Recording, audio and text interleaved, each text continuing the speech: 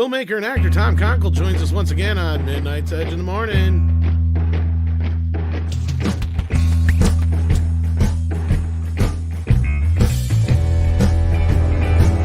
Greetings and welcome to the middle of the week.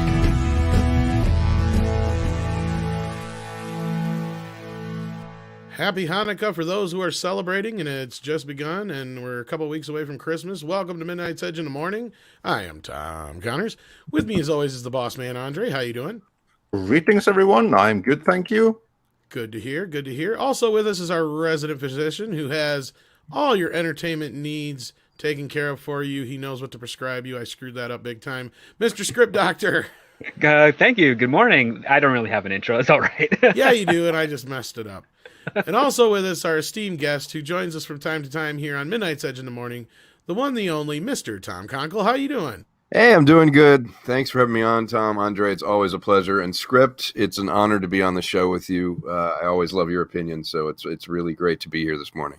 Oh, the honor's all mine as well. I dig your opinions also. Thank you. Thank you.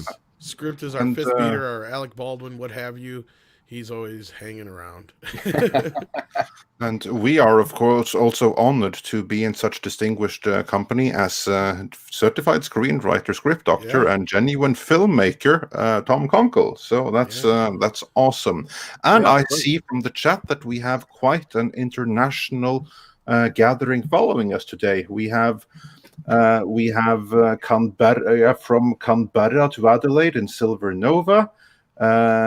McCarthy is also from Canberra. We have some from New York, and we even have Alexander Vidakovic from Republika Srpska. Dujaja. Just have to put that in there. I have no idea. Well, hail to the chat. Hello back. And Tainted from Texas, and Andy Brown is here. Wonders, are we ever on time? No, we are he always. Might be drunk, folks. I have no idea. I don't know what he's saying. Yeah. It doesn't sound slurred. And we have Mills from South Africa, and Novobranek from Russia, and SSJ3 Jack Bauer from Saudi Arabia, and Conquer Jr. from Norway. Awesome. So we are quite well represented here. Wow. We are global here. Yeah, we are indeed. Nice. It would be great if all of you around the world could help us out by clicking like, whether you like it or not. We'll see if we deserve it, and also if you could help share in social media that we are indeed live right now, because you kind of have to notice the time that we'll be live right around this time, probably a few minutes later. Don't trust notifications from YouTube, because they typically go out long after we have gone off air. So that, and what we will do, I'm going to throw the official Twitter handle for Midnight's Edge in the chat, and if you follow there, you'll definitely get updated on all the major streams here on Midnight's Edge. So with this audience, we have to say good morning, good evening, and good night all the time. Yes, we do. We're spanning the globe here. Nothing wrong with that. Nothing wrong with that. Love it.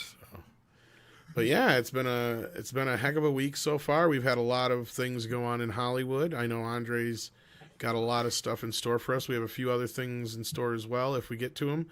So we'll see on that part. We got a lot to talk about here. And I'm glad we got Script and Tom to talk about it with us, because I'm sure they'll have a lot of insight, especially when it comes to Disney and HBO Max and all kinds of things like that. So let's get cracking. What do you say, Andre? Yes, let's get to it. So, what do we have first, Tom? That's what did you want to start with? We got okay. You know what? Let's start with the industry at large, because right now, the entire industry they're a little bit worried about what's going on with the streaming, when are theaters going to open and stuff like that. But luckily, they have a scapegoat to turn all their ire towards. And that would be Warner, actually AT&T, but their outlet in the movie industry is Warner. And I believe that the Hollywood Reporter even had an article about that, with how angry everyone is at Warner for having the sheer audacity for putting everything in their 2021 slate straight to HBO Max. Oh, well, to be fair, it's day and date with HBO Max and a symbolic theatrical release, because really it's going to go to theaters. Yeah, I actually have a little animation for this. Oh, awesome. I hope you enjoy it. Go for it. Listen up, big guy. I got 3 good reasons why you should just walk away. Number 1, look at that guy. He's got that sissy, stringy music thing. We've been through this. It's a harp, and you know it. Reason number 2, look what I can do. What? What does that have to do with anything? No. He's got a point.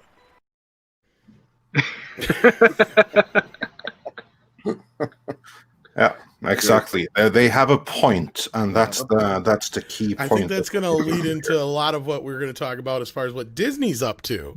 Indeed, we'll get back to what Disney is up to afterwards. But first, let us focus on Warner. And Tom, you probably have to increase your volume a tiny little bit. Yeah, I've seen that. Hopefully, it's a little better now. I did work on that. Hopefully, yeah, you guys hear me better now? That sounds better. All right.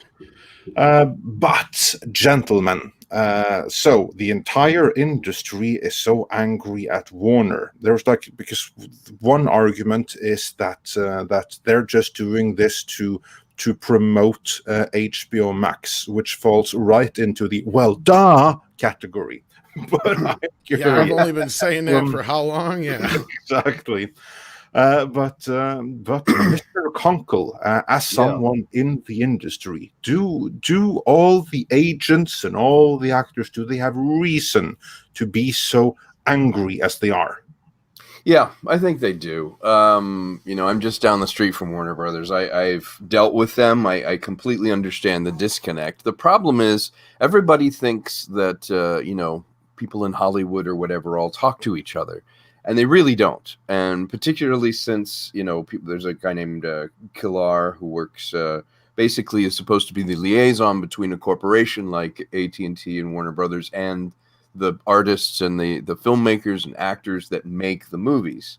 And the disconnect is they're not mad at the streamers in general. They're mad specifically at Warner Brothers. And the reason is Warner Brothers thinks leadership is having someone like Killar in the back room with a couple of executives say, okay, all the people that thought they were making movies for us that could go out to various platforms and go in theaters, nope, we're going to make an executive decision and go ahead and put it on our own service.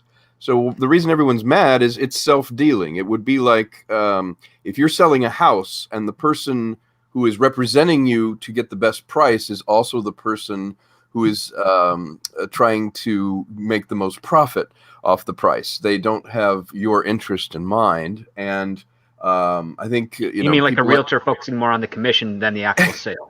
Yeah, exactly. And more importantly, people like, you think people just hear about it, but for example, Denzel Washington has a movie that he directed coming out in January, literally like the first thing that's going to drop on Warner Brothers. He found out about this, in a phone call. It's like, hey, by the way, your film that you made is not coming out in theaters. It's coming out next month.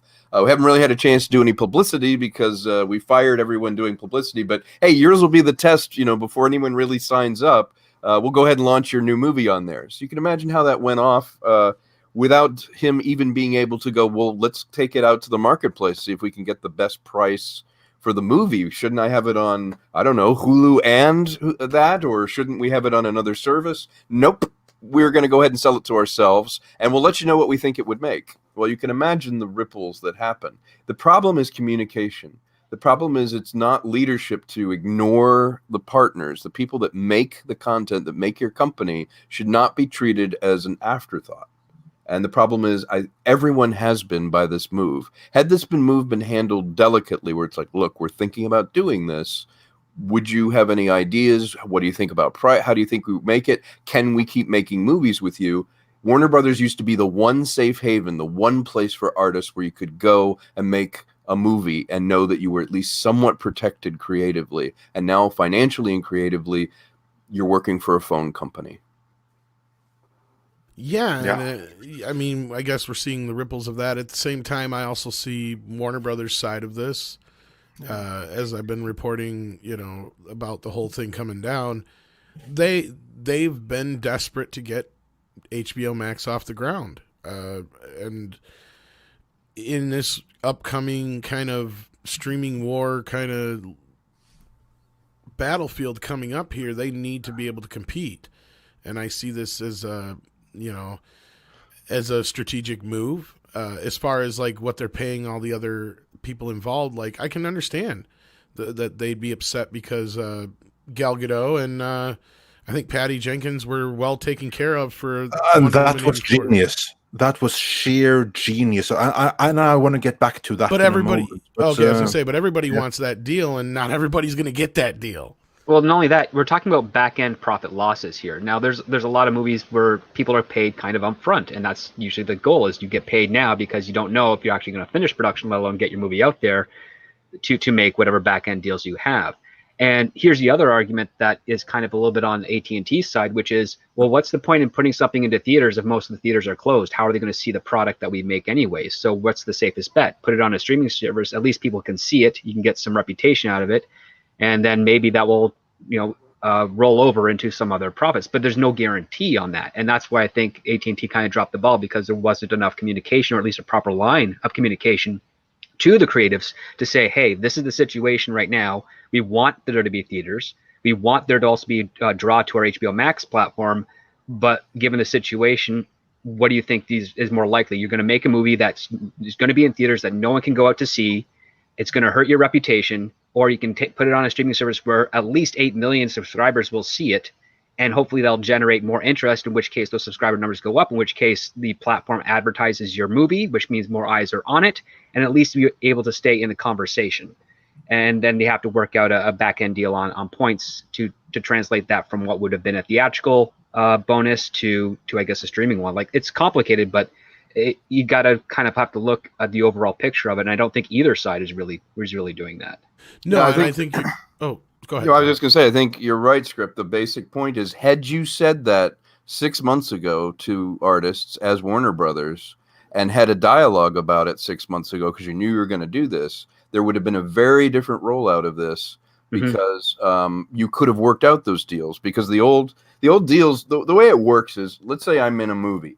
If that movie goes out to theaters and you make a certain amount of money, or it's at a certain budget point and you've worked it out, what I make to keep making movies and to make a living is based on that benchmark. But that benchmark doesn't include a streaming first rollout. It isn't in the contract. So basically, even the lowliest guy, the guy in the movie bringing coffee, well, now his residual schedule and his earning capacity is immediately undercut, because now it's a streaming release, which means it's like, oh, well, those are internet residuals. So you're going to make $14 instead of, $2,000. And that needs to be communicated to the people that give them content, because they feel ambushed when they're like, no, remember that plan we had and we gave you all that money? Yeah, we're not going to do that anymore. I'm glad you brought that up, because that was actually that actually ties in nicely with the point I was going to bring up. I think it would have done well for AT&T or Kalar, or whoever, like Script was saying, and then going to what you're saying, Tom, to come out and say, look, guys, and basically did like a public... Tenet bombed. But basically, do a public announcement saying, look, we can put these movies in theaters right now, or as scheduled, and they won't make dick, like we've already seen with Tenet and the few other films that have come out. So you're not going to see anything on your back end, right? So why don't you guys play nice with us right now? We'll give you a deal on what we would figure these movies would make, and we're going to send them to streaming, and everybody's happy. And that's the way they should have handled it. I get where Script's coming from. Because at the same time, you got to think about it. Like you were just saying, Tom, there's not going to be any residuals. Tenet proved that. That's right. There's no way any of these movies can make any kind of money in this kind of market right now. That basically, like to getting to what Andre was saying, I know we want to talk about it in a little bit, but basically, they gave Gal Gadot and Patty Jenkins a fucking gift, because there is no way that movie was going to make $1 billion, even if theaters were open normally. No, I just and don't see it. Yeah, it was a last minute kind of damage control thing so that they wouldn't get badmouthed by the first thing out of the gate.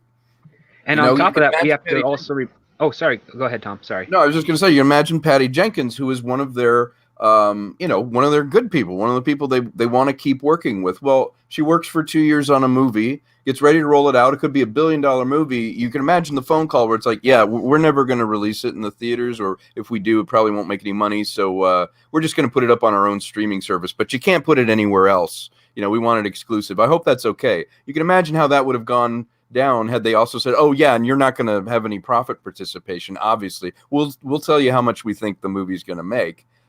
That would have been the end of that relationship, and really the only thing a company like AT&T, Warner has is the relationship with people like her and Christopher Nolan and Denzel Washington, all the people that make the stuff that we watch. They feel like they have the quintessentially talent-friendly, filmmaker-friendly studio, and now Warner Brothers, the way it's looking, it's not the first place you go, wouldn't be the second. It may be the last place you want to go, because you think you're making one thing, and then they turn around and self-deal to themselves and say, well, yeah, we think this is going to make maybe $200 million, so we'll give you that and for everything. And that's exactly what I was actually going to get to, is the fact that a lot of these executives that work in the film side of things are straight out of business school and within their own pocket universe, so to speak. They don't have experience. They don't have understanding of different markets or anything. It's all in theories. And a lot of them get lucky, but most of them don't, which is why there's a lot of turnover. And we're seeing an example of a pure theoretical model that's based without understanding the human element of it, which is a big part of business. It's actually your first semester of business is about the human relationship. And then you forget about that because the remaining of the course is all about the deals and, the economics behind it. So these guys have forgotten their first term of what it means to do business with people, especially in a creative environment. And yeah, they're kind of messing around the whole infrastructure that they are charged with being responsible for. I'm going to disagree a little bit. I think that they are very aware of the human element, and I think that is a very big reason why they gave specifically Patty Jenkins and Gal Gadot the massive bonus and pretended that the movie was going to make $1 billion, which there was, I agree, based on the early reviews and everything that we reported about the story is completely true.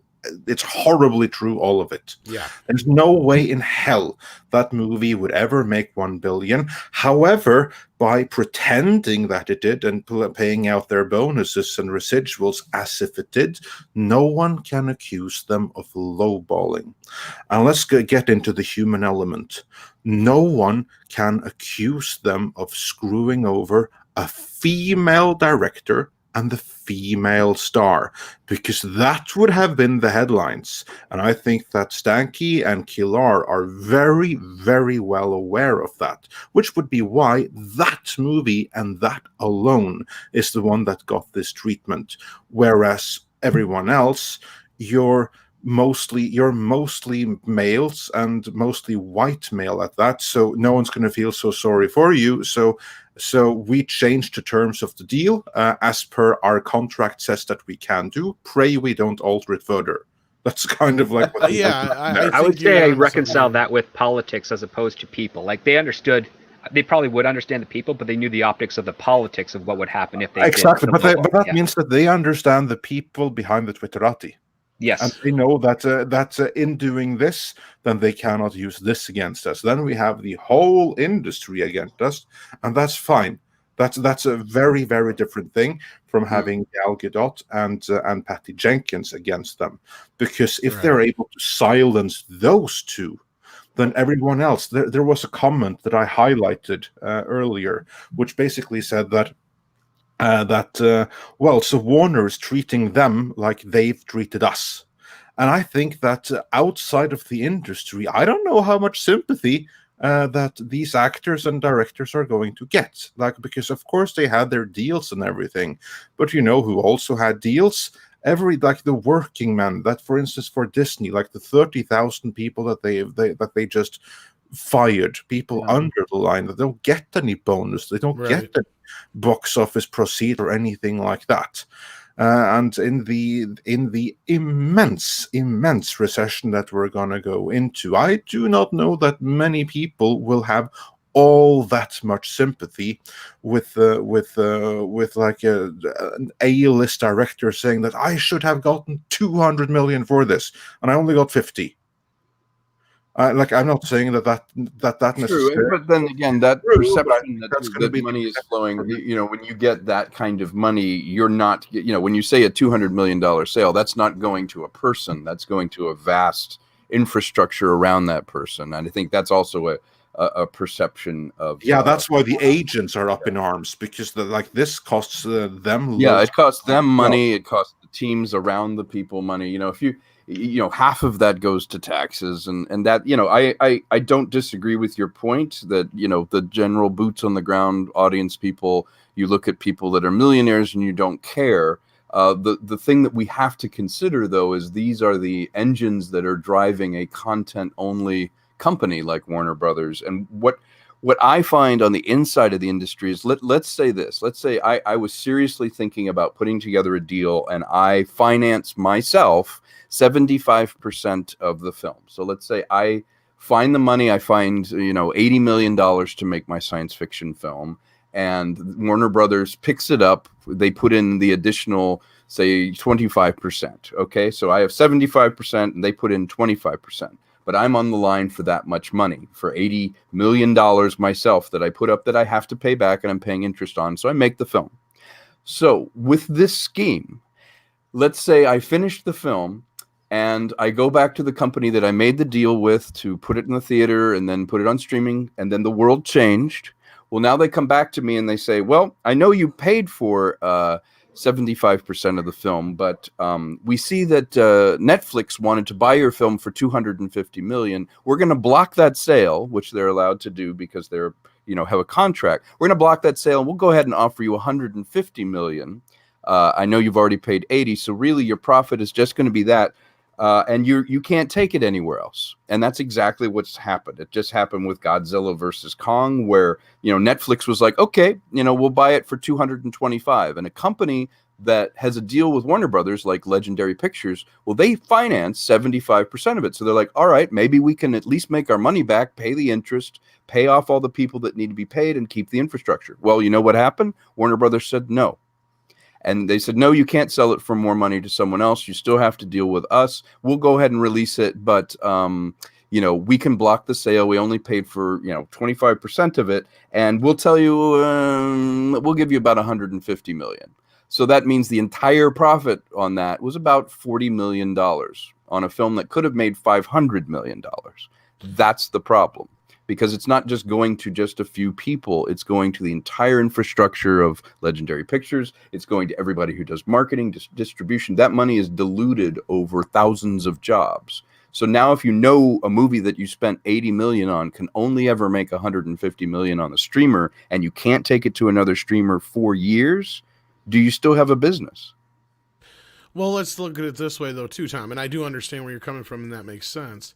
Absolutely, I understand it completely. Yeah, but and at the same time, I think that Legendary has to understand that Warner Brothers would be getting whatever portion of that and all that kind of stuff too. And out of that Netflix deal, how much would Legendary really be going home with? I think that's what Warner's is doing, is giving them the portion that they would have gotten from that deal. And I don't think legally they can go anywhere under that.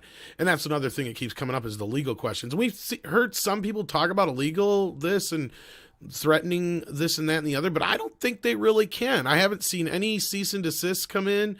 I haven't heard of any actual legal action being taken yet. And I brought that up when we first started talking about this, Andre, and I think you said the same thing, is surely AT&T has a legion of lawyers that went through this shit with a fine-tooth comb, and that's what I think we're seeing. And to Tom, what you were just saying is we're seeing a lot of people who are upset that, granted, they may be in a situation where they're going to have to take a little bit less, or in their perceived deal they have now, maybe taking less, but I don't know if that's necessarily the case. And I just see a lot of people being butthurt that are going to come back around later and realize that Warner Brothers is the place they got to be, or, their only other choices are Disney and other streamers. And Warner's might be a little bit better to work with in the end than the other guys. Because, like Andre pointed out, I'm going at like, okay, they gave Gal Gadot $10 million. To me, that probably tells me she probably had 10% back end points on the movie, and they just figured it was going to make $1 billion, so they gave her cool 10. That's my guess on that. That's where I'm getting that number from. Right. And then I think they're going to probably play that same kind of game across the board. Now, is it fair? I don't know. That's going to be in the eye of the beholder, and right now the eyes of the beholders don't see it as very fair. But then again, you got to look at who are the people that are complaining, and that's something that we've talked about before too. And you don't hear many, if any, producers complaining unless they're, filmmakers themselves, like Christopher Nolan, and stuff like that. Right.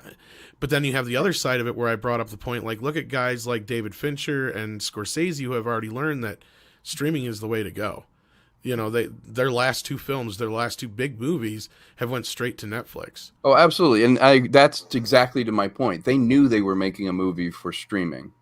They knew when they made the deal that Irishman or Fincher's film Mank was going to be a streaming movie. The problem with this is, if I put up 75% of my money for a movie and I think I might have a $700 million, $1 billion movie. I get that. Yeah. Then the problem is Warner has the power to block a sale and does every time.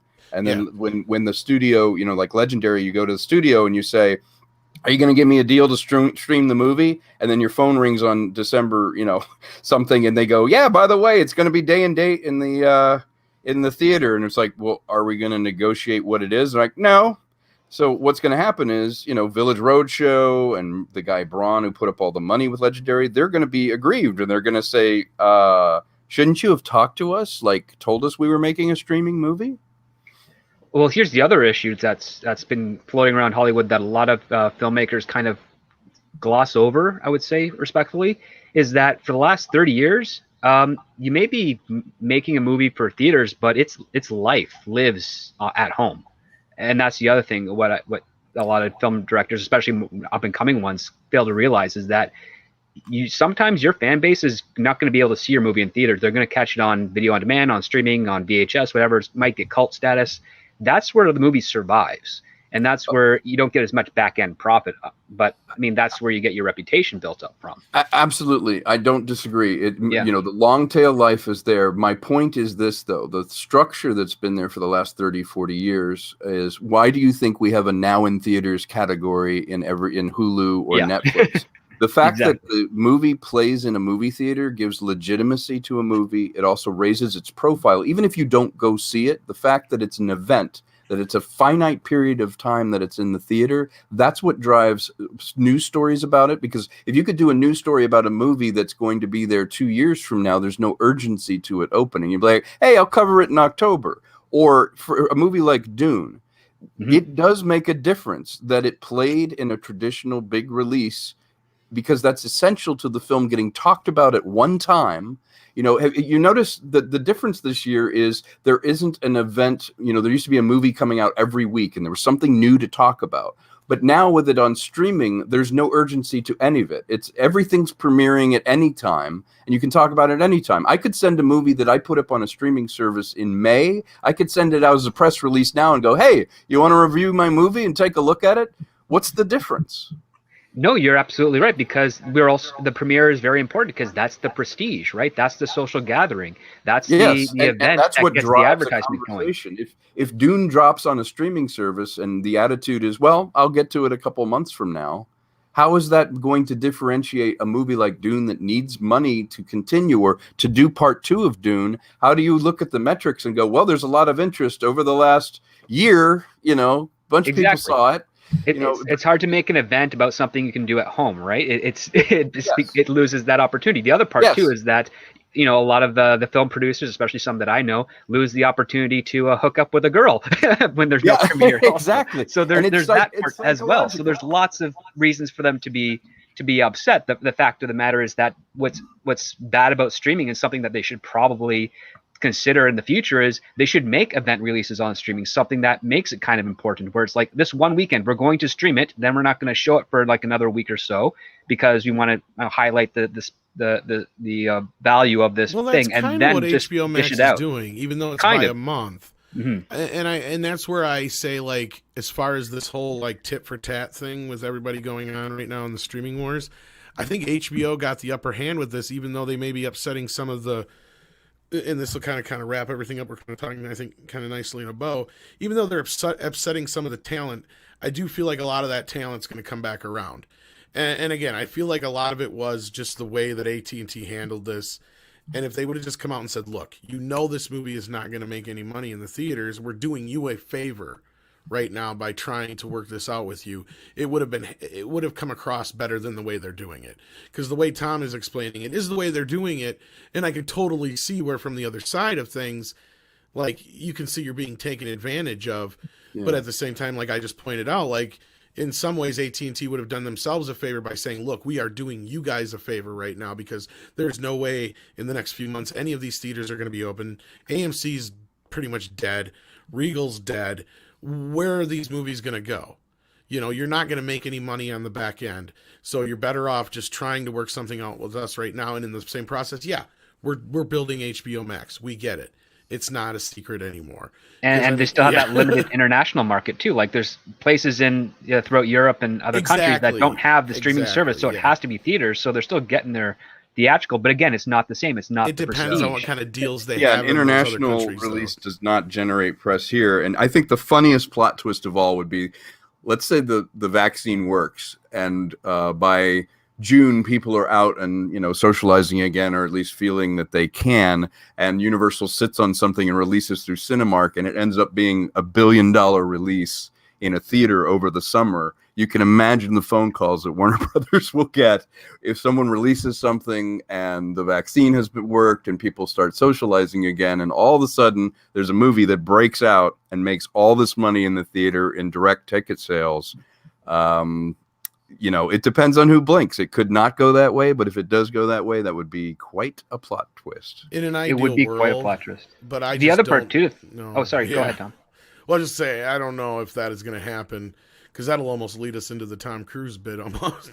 Just because I'm not so sure the world's going to be ready, and there's going to be a lot of people who are going to be resistant to taking any kind of vaccines. So I don't know how things are going to go, just like everybody else. And I think Warner's playing the long game here. I really feel like that they know things are not going to clear up anytime soon. And I know you're right, Tom, to a point. It could happen that way, and ideally it will. But I don't know if I can be optimistic enough to see that happening. Yeah, no, well, the other part too for is, sure. But yeah, carry on for it. Well, the other part too is that a lot of the negotiations of the contracts during the before they're greenlit, it deals with streaming. So really, they're just kind of deferring to the next tier. But I think with this action that AT&T took, a lot of companies and agencies and managers and whatnot are going to start looking a lot closer at those contracts to make sure that they're able to get a better deal in the event of a day and date type of release of this nature in the future. They have to, because it is about what you can negotiate for the value of what you're creating. And I think what ended up happening here is that these movies, a lot of them were all, kind of locked into contracts 2 years ago, and they were not expecting this. And I even think if, you have those act of God events that they have in there, it's still not going to cover the situation that we're present with now.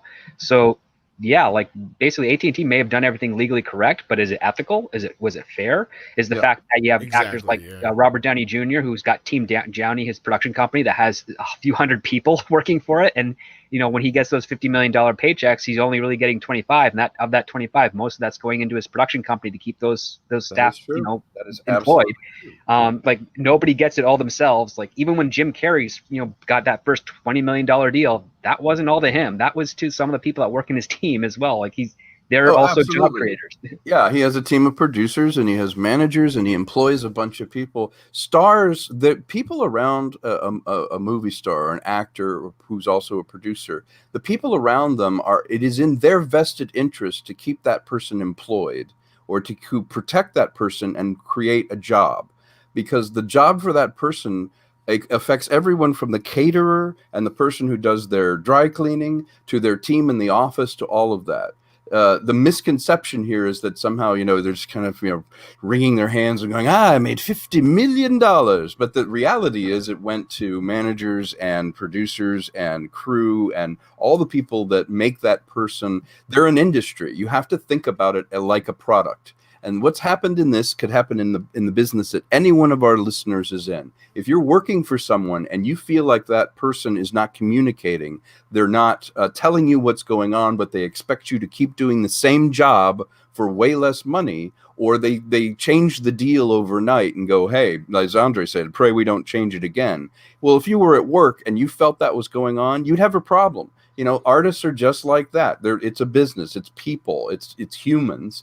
And you don't like it when you wake up and you find out, no, you know, what we said we were going to do, we're not going to do. And we're not going to communicate. We're not going to include you in the decision making.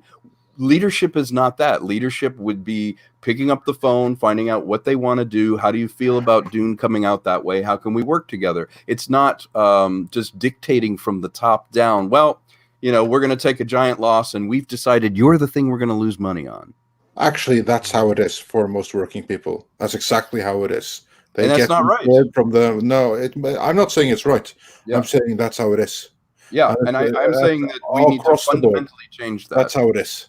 Yeah, we need that to. They are unilaterally informed. We are taking a loss, and that means you're taking a far greater loss relative to your situation. And that's just wrong. That's what I agree with you. That's not the way to make a sustainable economy or a sustainable business environment. The best environments are inclusive environments, are ones where decisions are made getting input from the people that actually do the work. Indeed. Indeed. And as all right. PRRK4 says with this super chat, and we'll loop back around to the ones we got first right after this one, I think, and get into the next part of our conversation here. Asks, do you think Warner will be sued for undue enrichment over this mess? Maybe, but I doubt it, or at least if they do, I don't know if anybody can have anything standing, because they're like, I don't know if they can prove undue enrichment. Yeah, that's the tough part, is you have a problem here where we're in a situation that A, nobody could have predicted, B, that's kind of like unlike anything we've dealt with in modern times. So there's going to be a lot of ways that people are going to get through loopholes and other things. And again, I really feel like AT&T probably had their army of lawyers go through this thing with a fine-tooth comb. So as much as people are upset and barking about suing, I don't know if they're really going to have any grounds to stand on as long as the movie's released in theaters. I don't know. Because like even the whole thing with Christopher Nolan, I highlighted that one comment just a few seconds ago, but I can't find it now, of course, as usual. But basically what I was going to say to that is I think we learned that the only reason Tenet did go to theaters is not because of Nolan's insistence, but because of Legendary's deal. Mm-hmm. As well, yeah. Both of them.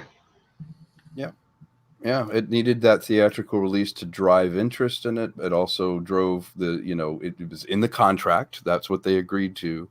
And they went too soon with it, obviously. If Tenet came out at the same time next year, the results would be different, but it came out when it did, and it didn't do very well here. It did okay internationally, and it'll make its money eventually, but that was the thing. The idea that, if you're dealing with a company that's self-dealing and is acting in bad faith and you can prove it, then you have a legal case. If you can't prove it, as you say, you can't do it. But what will happen is something that is more important, which is tarnishing your reputation with communicating with the people that are making your company rich. And those people are the people that put up the money and make the content that they're using. If they have to think twice before they deal with Warner, someone else will profit from this. They will go somewhere else. They will find another place they can go. The one question is, though, how many other places are there to go? And we'll get back into that. But first, we have a couple of super chats to go through. I want to hear what you have to say. First off today, KitKat sent us £2 British super chat. So with a 1-up. So thanks for that. Sontar says, I nominate Raging Golden Eagle for Midnight's Edge anime panelist. That's probably not a bad idea. We've had him on After Dark and stuff like that. I'll talk to him, see what he thinks of that. Yeah, that's not a bad idea. Maybe. And we got from Mr. Tickle Trunk, we got both a super sticker of a unicorn and a super chat with no text that I can see. But thanks for the support. I'm sure you'll have plenty more to say in the chat. And Cedric Taylor 08 also sent us 2 consecutive super chats for a total of $10. Thank you so much. That's how we keep the lights on here. The first one says, "Is there going to be a new Star Trek? I heard they're trying to get the crew back together." Yeah, they've been trying to get the crew back together since 2016. Yeah, years. But that's ironic you say that. I don't know if that's bouncing off that article I sent you this morning, Andre. Or what. Probably about like how Pine is saying he would love to do the Tarantino thing or something, right? You know what that's from? Is somebody, he was in the press junket for Wonder Woman 84. Someone asked him about it, and he said, "Yeah, I'd love to do that," which is just the political answer. It's towing the line. And on top of that, too, of course he would love to do that. He has a higher asking price now. So Well, yeah, and who wouldn't want to work with Tarantino? Yeah, of course. And he better like get it right now before reviews and like audience reviews on Rotten Tomatoes comes out. So yeah, absolutely. I don't think they'll have anything bad to say about Pine from that movie, but they may have a whole lot of other stuff. But, yeah, exactly. He's probably the highlight of it, so that wouldn't surprise me. But yeah. So anyway, don't get too excited for a Star Trek 4 with the original or with Kelvin crew just yet. Let us say. I think Emma Watts has made it pretty clear that Star Trek is not bound for theaters anytime soon, or at least not on a high budget. Yeah, they're going to stream. They're going to think about streaming, series and maybe limited series with it. But I think she's refocusing where it's going to end up and it may not be bad for Star Trek if they get the right people to do it. Is that the original appeal of Star Trek? Is we got to know the characters through many, many episodes that allowed for a kind of character development you simply can't do in a 2-hour film. But you need to have the right series doing the right thing with two things. You have to have appealing characters, and it has to be a Star Trek set story. It has to be a positive look at a federation that is aspirational, and it has to have great stories that have a great little morality play buried inside some great fun adventure and concepts. And they don't have that yet. They need to, go back, retcon the whole thing, and then maybe 10 years from now, they'll fall in love with a new Star Trek series because we know the characters and we like them, but they're nowhere near that now. Yeah, indeed. Yeah. So that's all there is to say about that. And moving on to the second super chat from Cedric Taylor, there he said, they're going to choke out streaming and go back to pay-per-view table, the new theater. No, wait. Going back to pay-per-view to be the new theater. Don't count that out. That's what I was saying for a while, and we already saw Disney try that with Mulan, and even though that seemed like a disaster, they have let it be known that they're going to try it again, and I wouldn't be surprised if something like Black Widow is the thing they try it with. Yeah, I think you're right, Tom. The only thing it's akin to is buying a ticket at a movie theater. It's the only way to really judge who's buying for specifics, unlike, just a subscription. At least you're buying a quote unquote, a virtual ticket to a particular movie, and you can change the price. You can make one, a movie that was 20 years ago can cost different, a different amount than this movie because this movie is brand new. It's like, there's a reason psychologically why we used to have a new release wall at Blockbuster. I used to do this thing. I'd crack myself up doing it. I would go up to the wall, and it's psychological for people. I would take an old movie. I would take like Lawrence of Arabia, and I would put it on the new release shelf and stand there. And inevitably, some woman would come over and she'd hold up a Jean-Claude Van Damme film and that film, and she'd go, "Which one of these is newer?" And I'd say, "Oh yeah, Lawrence of Arabia. I think it just came out. And she would rent that. That would be what she'd rent." No, I remember they used to do that when I came back from LA after my first summer, and I had an apartment that was right across the street from a Blockbuster Video. That particular store would have the middle row of every single bay of the new release wall with old classics that were like associated with the same genre of what came out, and those rows would always be empty because people would pick them over the massive quantities of the current movies. And that differentiation is exactly what a theatrical release used to be. And as you guys were just saying, that a premium release, you go, "Oh, okay, well, this is $5 more. Is this new? Is this something I want to see?" And that's where you make your money.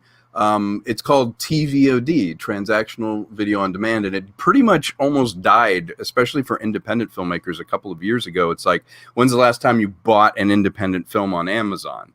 Say, it doesn't have anybody I really recognize. It's a little indie film, but I'll go ahead and drop $4.99. No, that doesn't happen. They wait for it to come on Prime streaming, or you have it streaming. So if it comes back, it would be a way to at least have a digital ticket purchased, maybe. But of course, the price point's going to be all over the place, and you have to figure out like what's too much, what's too little. Can you make a movie that cost $200 million and make the money back on transactional video on demand? How many people will buy it on Amazon knowing they don't really own it? It's just a really long rental. Well, that's going to be the big question. And that's why I was saying, like, people don't be surprised if one of the next Avengers movies, you end up having to pay $50-$60 to rent right away. And I mean rent, not buy. Yeah, exactly. Yeah, but we have a couple more super chats before we get back to the next main topic. Roger Haynes sent us a super sticker with the thumbs up, so thanks for that. Novo Branek, maybe it's Novo Branec, sends for 100 Russian rubles. Thank you so much. Will Death of Theater be its renewal? It will be an event to go to movies again, not a pastime. Theaters will do more to attract people. And then we followed that up with another 100 rubles super chat saying, here in Russia, small company that does retrospectives in a few theaters won big by releasing Blade Runner 1982 this year. So yeah, now when we have those two, Mr. Konkle, your thoughts? Yes, I think those are terrific thoughts. I think we can all agree that the idea that you have an event, that you have a thing in your mind that you go to, that it was special. I think the recollection when you go see a movie and it's an event that could help theaters a lot, because let's face it, we remember the most our movie experience when we're not sitting in the living room or with something. We remember the day I went to go see this film and I sat in the back to the right and my friends talked about it afterwards. We went to go see it. You cannot replace that feeling. So maybe the death is the renewal in that it will be more special. We all miss it already. I mean, I know if I could have gone to a movie or something over the holidays, I would have gone.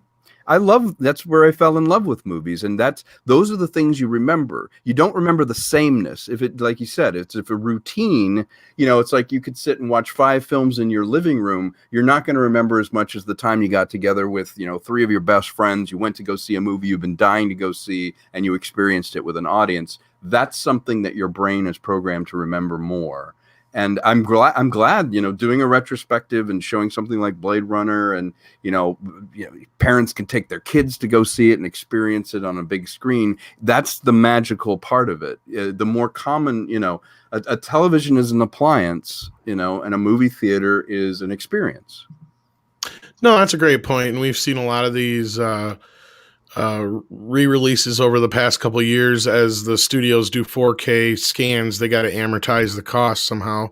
Yeah. So they'll re-release the film in theaters in a limited release, and it helps pay for that. And they manage to stay alive throughout this whole thing by the re-releasing of movies like Empire Strikes Back and exactly all that which kind of did stuff. Really well. A lot of people went to go see it. It's a movie that people have seen 100 times, but it's still more fun to see it even sitting in a car with your friends or with your family and experiencing it as a night. Yep. Oh, it is. And I think it's not just going to be theaters. If we do ever return to normality, I think we're going to be seeing people like renting out like dance halls for birthday parties and anything they can find an excuse just to get people together because we've been robbed of that for the past 10 months. Yes. So I think it's going to be across the board. And to your point, I mean, I would say, yeah, I do have a lot of memorable experiences in theaters, but some of the movies that I fell in love with as a kid, I saw on a television with my friends at the time, and we did have almost the exact same experience response because it was mostly the content that we talked about. Everything else around that was kind of irrelevant because, again, we're kids. We're focused on whatever's, any keys that are dangling in front of us at the time.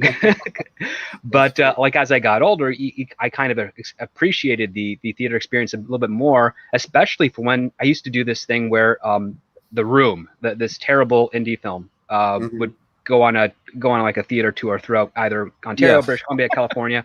I would go to that and I wouldn't watch the movie. I'd be watching the audience because for many of them it's like going to be their Rocky first Horror time. Picture Show. Yeah, exactly. Yeah, like it's similar to the Rocky Horror. Rocky Horror is way more entertaining overall, but like The Room is, you watch it mainly for the audience because it's their reactions that are making the experience far more enjoyable than the actual film, and I loved doing that. So yes, I think you make a great point. That's why humans have been going to theater for literally hundreds and hundreds of years, is that there is still no different. There's a very big difference between experiencing it in your living room. And I'm sure you did have some great experiences watching it with your friends, but there is something about experiencing it with other people and an energy, that you are diminished without. I did maybe 100 live shows in my life, and there's nothing more electric than when the audience is it becomes its own entity, and you feed off its energy, and they know they're seeing something that will never be shown exactly the same way, the same night again. And you're having a dialogue with them, or you go to my most amazing movie experience ever was at a Laemmle Theater the first time I ever showed the feature I did. And I had watched that thing so much I was sick of it. And I snuck into the back of the theater for its premiere at a festival. And I watched it with an audience for the first time. And I absolutely will never forget how every line, everything that you thought might work, everything that was there suddenly did. And it was like I had never seen the movie before in my life. And I didn't even realize how the rooms felt in the movie. Like, I was like, wow, that set feels like I can feel that room. I can experience it. And I remember it years later because I was so inside of it that I didn't get to experience it the way someone would in a theater. And suddenly I had my eyes open. I was like, that's why we've been doing this for 100 years. And not only that, the communal aspect of it is that it breaks down the walls of strangers. You're seeing people you don't know respond to something similar to how you would with regards to what's playing before you, whether it's theater, stand-up comedy, or movies. And that's something that kind of reminds us that our differences are valuable, but there's a core similarity to all of us. I think you're absolutely right. Myths are not told hiding in the closet. They're told by people gathered around a campfire, experiencing the myth, experiencing the story together. You don't sit alone somewhere in a corner and create stories or myths or pass them on. You gather around something. Even in primitive times, this is how it was done. Cave drawings exist so that everyone could see them. They don't exist because some guy somewhere put a little drawing on a rock hoping nobody would see it. Yeah, I don't want to be like the downer or the pessimistic here, but I think things are going to change for a while, unfortunately. Because and script and will back me up or what I say. I've been one of the ones champion.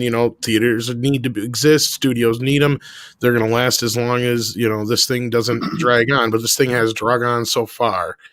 And with what HBO has done now and with everything that's happening, I do feel like the major movie theater going experience is going to die off for a little while. Now we're going to keep things like the Alamo Draft Houses and a lot of these drive-ins and stuff that have had revivals, and some of the independent theaters and stuff like that that are doing the premium experience will hang around. But I feel like it's going to be a while before we see a movie that's really going to blow open theaters again. And we're going to need something like a Star Wars or a Jaws or something to that effect that is going to kind of get it. And it's not going to be Avatar 2. No, I mean, I brought it up before. It's either going to be like Tarantino's last quote in quotations movie, or but another thing I brought up because people have brought up animation before. Maybe it'll be when the person that I said will bring back 2D animation releases his movie. Who knows? Yeah, I think you're right. But there's this mythical person out there. Yeah. you make a great point, though. The environment by which you could have a Star Wars in the 70s is that there was unlimited possibility one way or another how it could go. You could risk, $23 million on a movie like Star Wars in the 70s because it could be a breakout hit and surprise everybody, and it did. And as we clamp down and quantify and do that, we have to create an environment where you can have a breakout hit. You can have unexpected profits. You can have all these things, and communication is the key to that. Warner Brothers has to create an environment where if I was a young George Lucas and I've got my film, it has to feel comfortable that I can take that film to them and there's some chance that it will break out and I will get to make movies the rest of my life because it did well. I can't have an environment where they're like, oh, it's 23? Okay, we'll give you 40 and that's it. and then it's just another thumbnail on a thing that you scroll by 100, 500 different movies, and that's it. It's like, oh, it dropped last Thursday. No, and I I've mean, had that experience. I've done projects where without a big, rollout and without big support from it, it just drops, and that's it. It's just another widget. no, and I'm glad. Exactly. Not to interrupt or anything, but to move it on to a very related subject matter that also has to do with the next super chat from Silver Nova. Will most actors have to take pay cuts in the future? If so, do you think the Actors Guild will take any action? It's very interesting that you mentioned that, because, Tom, we have a story from the Wrap, don't we, as pertains to what Disney are doing right now with pay contracts. Yeah, I don't have it up with me right now, but that was kind of what I was going to kind of bring up anyway, was just that, we just have this situation where across the board, things are going to have to change for budgets. And let me see if I can bring up this article you're talking about here. Hang on.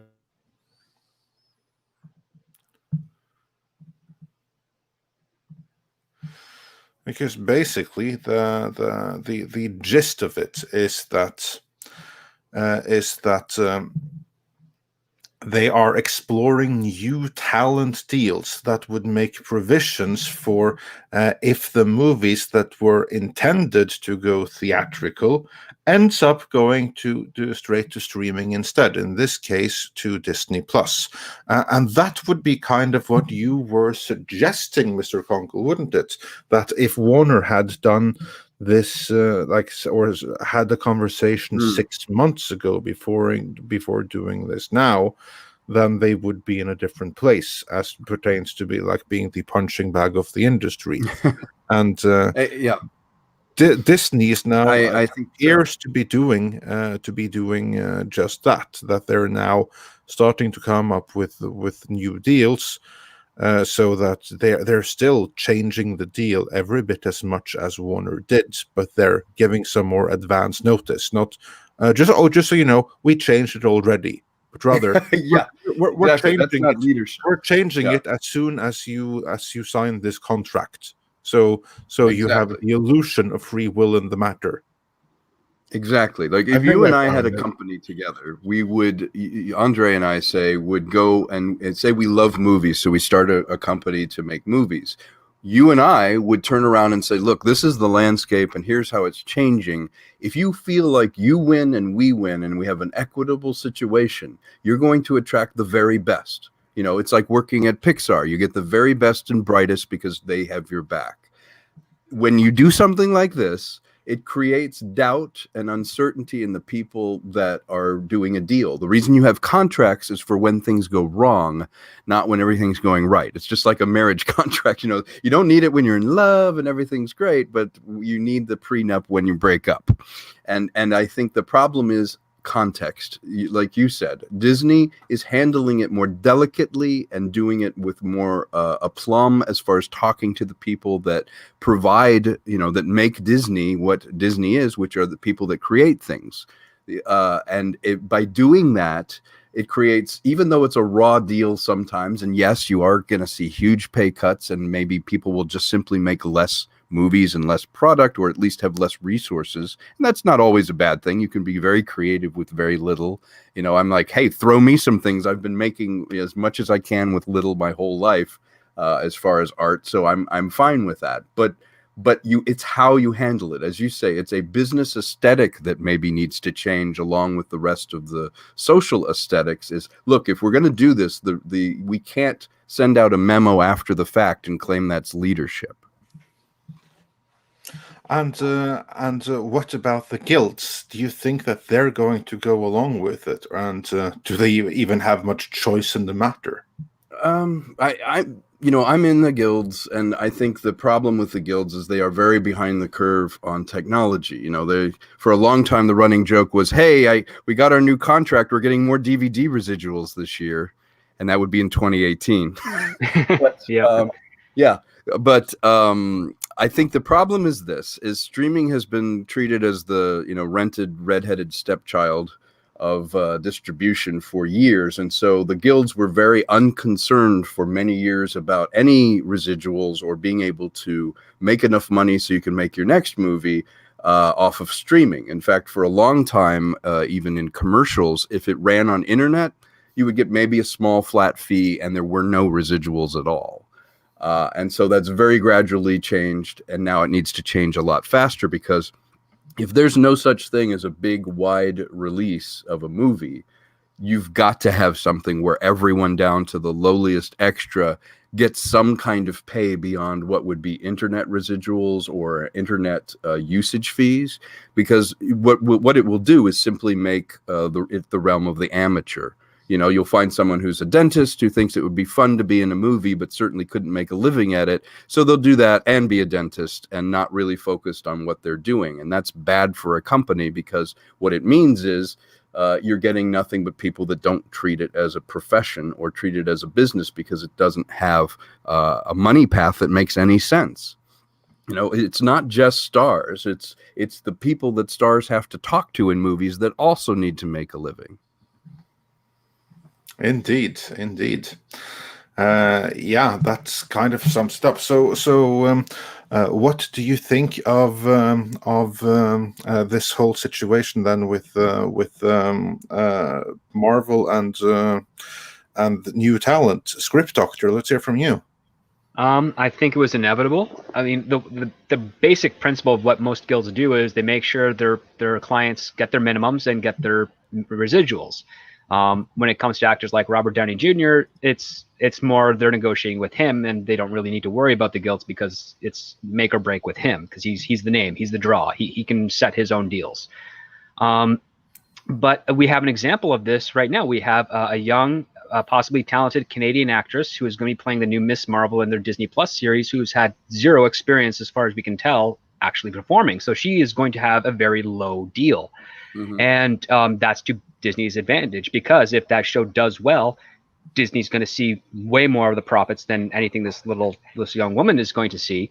And if that ends up being something she can roll over into a career, she may get advantage of that later on. But for the time being, where she is, she's not going to get that much.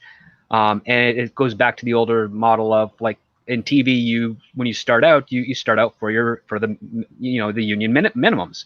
And if you do well and you're a breakout star, that's when you can exceed above that. And that's where TV made movie stars, as opposed to just being a movie star, or at least come the 60s and so forth on. Same thing might be happening with streaming as well. And Disney also is notorious, actually, for starting actors, from the Mickey Mouse Club, and then building them up to be these powerhouse star runners for their shows and their products. So I can see them trying to repurpose that model for their streaming service, because it was successful for them on their television service and their cable shows. And I think that, I mean, economically, it's a smart thing. You don't want to have to spend a ton of money on a streaming show. If you can get away with anything cheaper, you go for that.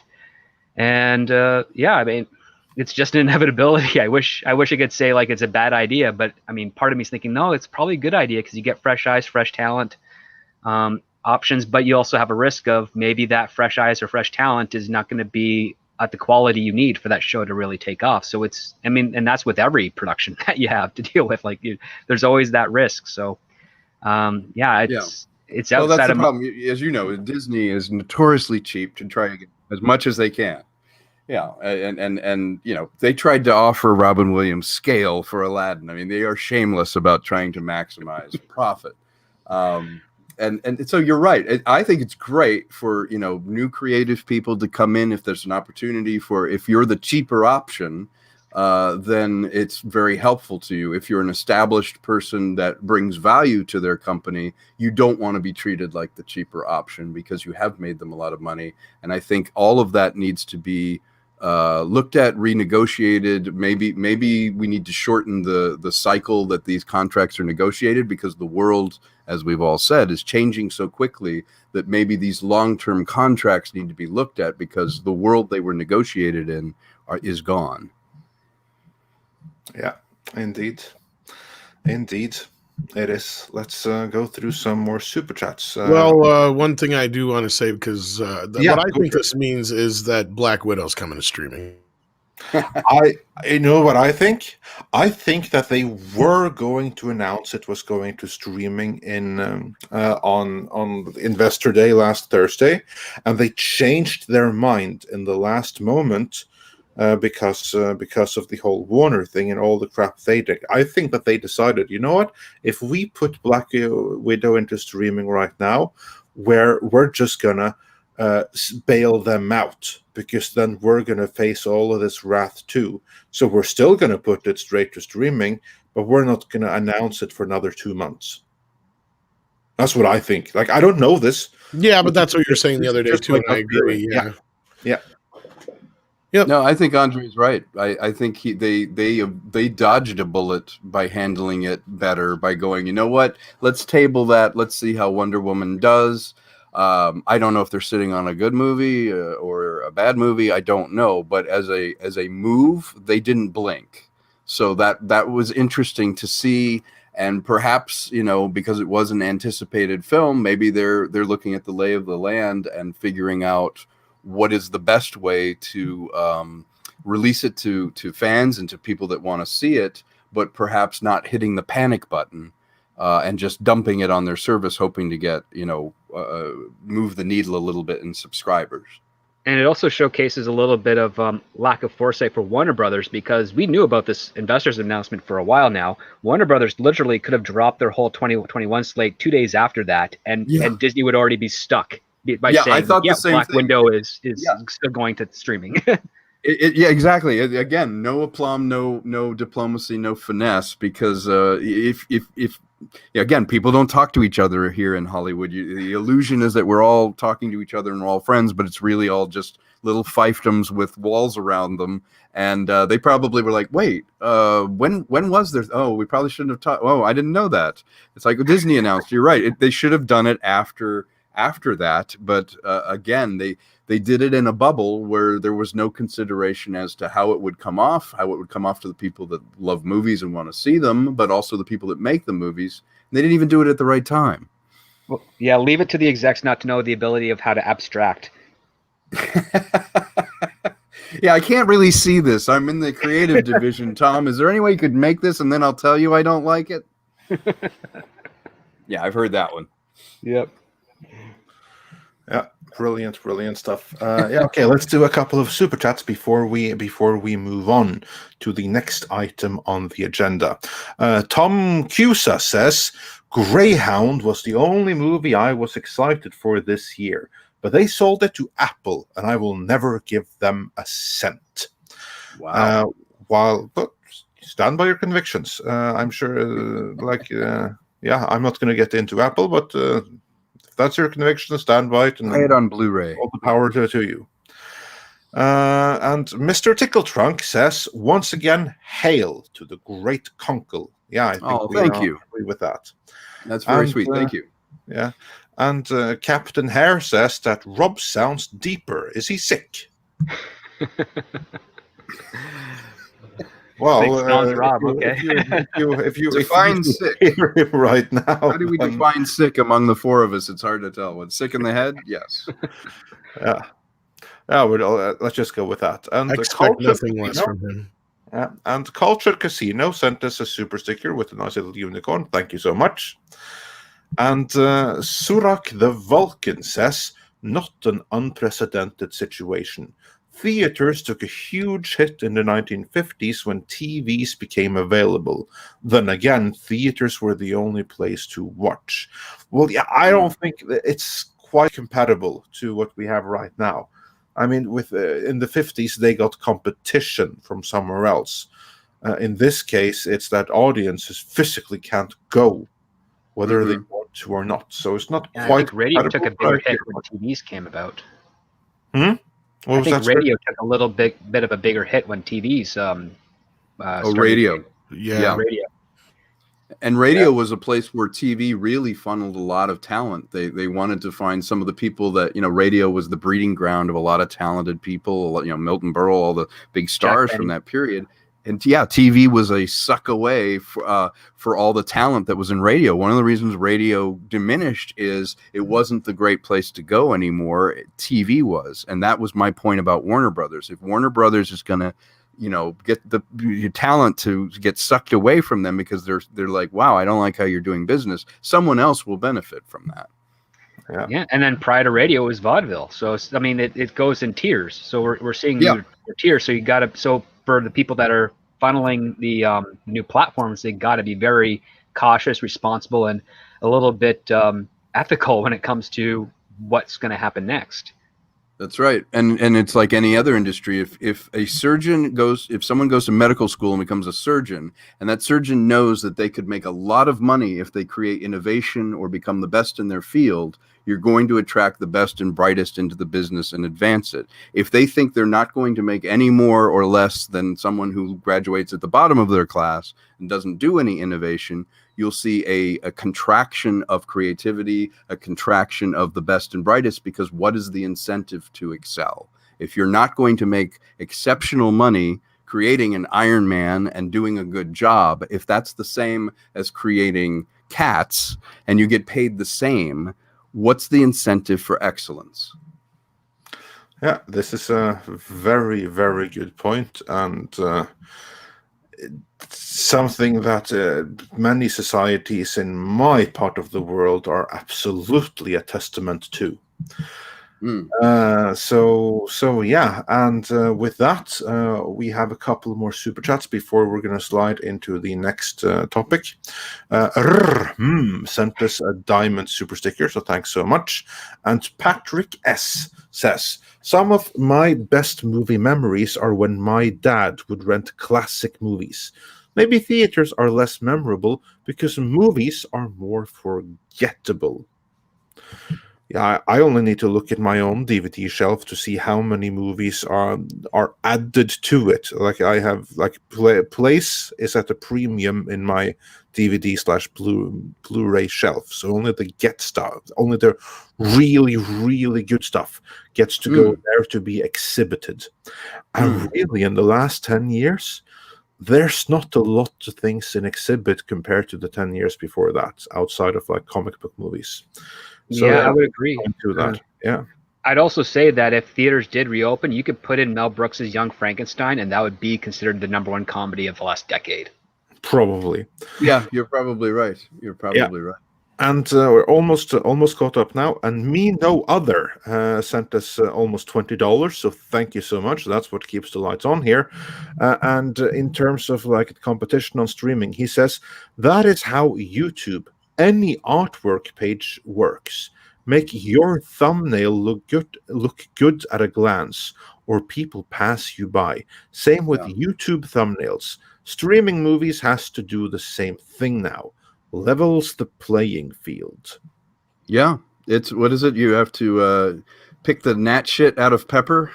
You have to. One of the reasons I had my last movie, I had the poster painted by a real artist, is that I didn't want a bunch of photoshopped heads just cut out, slapped on a background. I wanted something, and I think it's why it got pirated so much, is that it looked like it might, be something good because of the artwork. Probably. I think, yeah, it catches your eye. Yeah. I've seen many movies do that. Like the last couple of years, you've had like many independent movies that have like this really visually interesting posters. Yes. So they look like there's like these really high budget movies, and then you see that someone filmed this with on their mobile in their basement. Exactly. Because of course, then you learn to recognize those kind of posters. But I will say the one you did was really good, and so was the movie. Oh, thank you. Mine was influenced by Amblin posters from the '80s, and I really wanted that look. But I think now the front-facing part of your product is that thumbnail, is that artwork. So much like an album, where you would see great artwork done on record albums for things. You're seeing particularly in indie films, you're seeing, well, you just can't put the face of somebody looking on there. It's going to be the size of a little postage stamp. We need something distinctive, or that artwork travels with you online. And, the reason I did for Trouble Is My Business, the reason I did that poster was to kind of make it interesting and look like it might be something people want to check out. And it's not just a picture of somebody's face. Oh, yeah. Film and album art has totally been lost. The art is gone. And Andre will speak to that because I know I spoke about my Blu-ray DVD collection, where only the absolute cream of the crop goes. Well, that cream of the crop has custom covers of the original theatrical artwork, because for each new generation of physical media, the Photoshop works that get done on the covers is worse and worse. And superhero movies are some of the worst.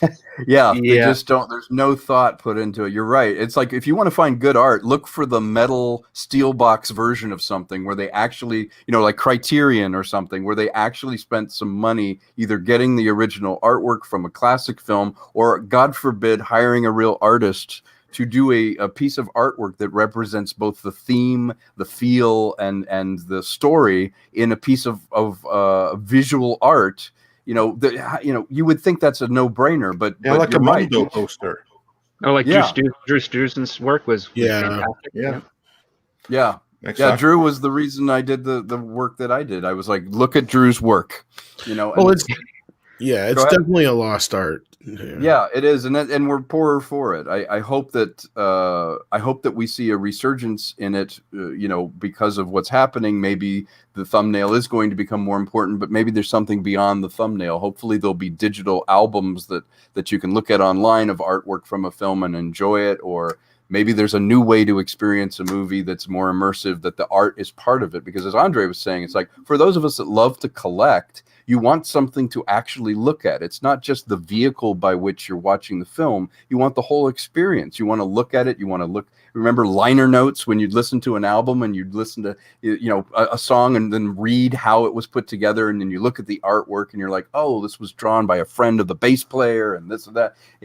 That's part of why we love these movies, and we love the art that affects us, is that it's a whole experience. It's not just a disc burned with a magic marker that says what the title of the movie is. It's the whole package.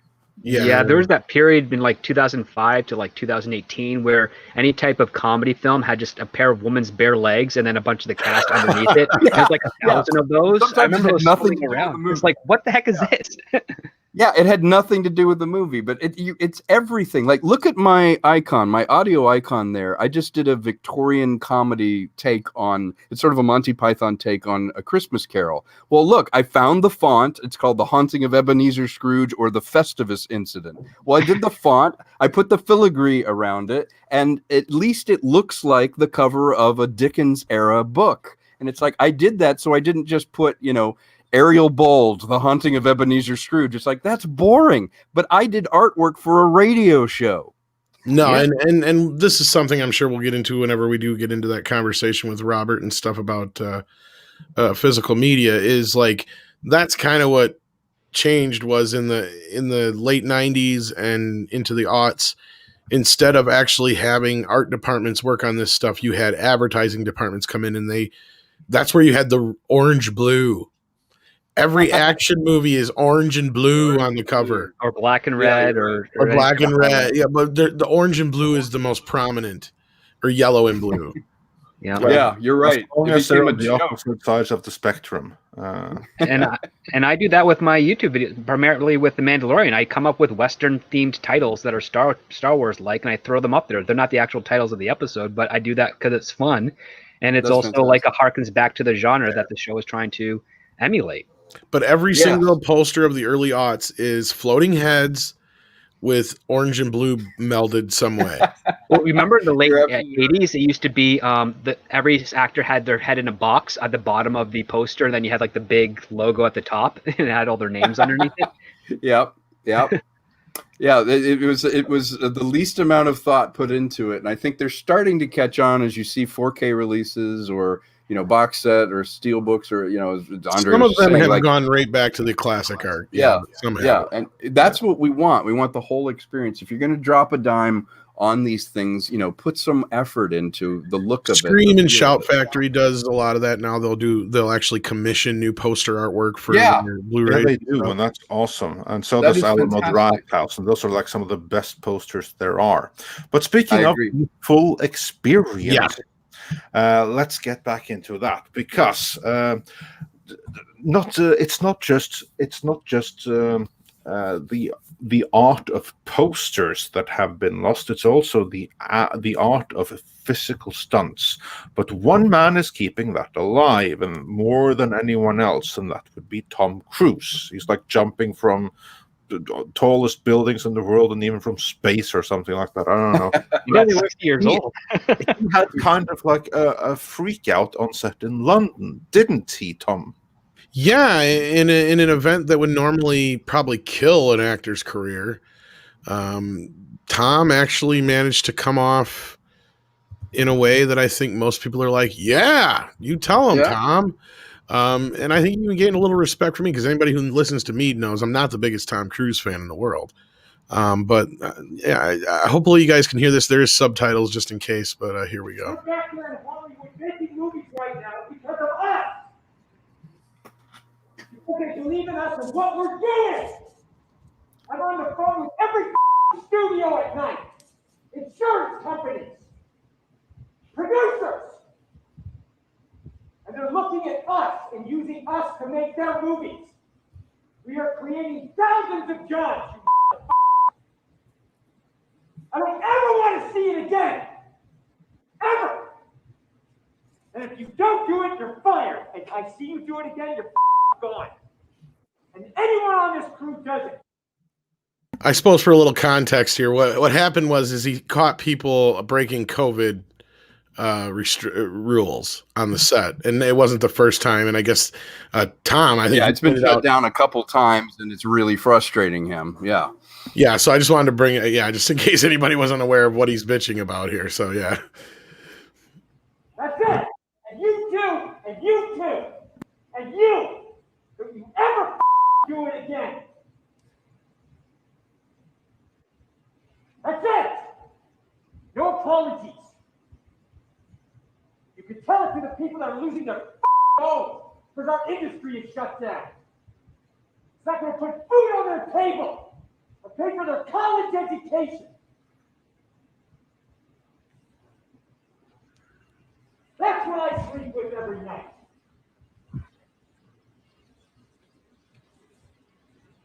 In the future of this industry. So I'm sorry, I'm beyond your apologies. I have told you, and now I want it. And if you don't do it, you're out. We are not shutting this movie down. Is it understood? If I see it again, you're gone. And so are you. So you're going to cost him his job. And I see it on the set, you're gone. And you're gone. That's it. Am I clear? Do you understand what I want? Do you understand the responsibility that you have? Because I will deal with your reason. And if you can't be reasonable, and I can't deal with your logic, you're fired. That's it. That is it.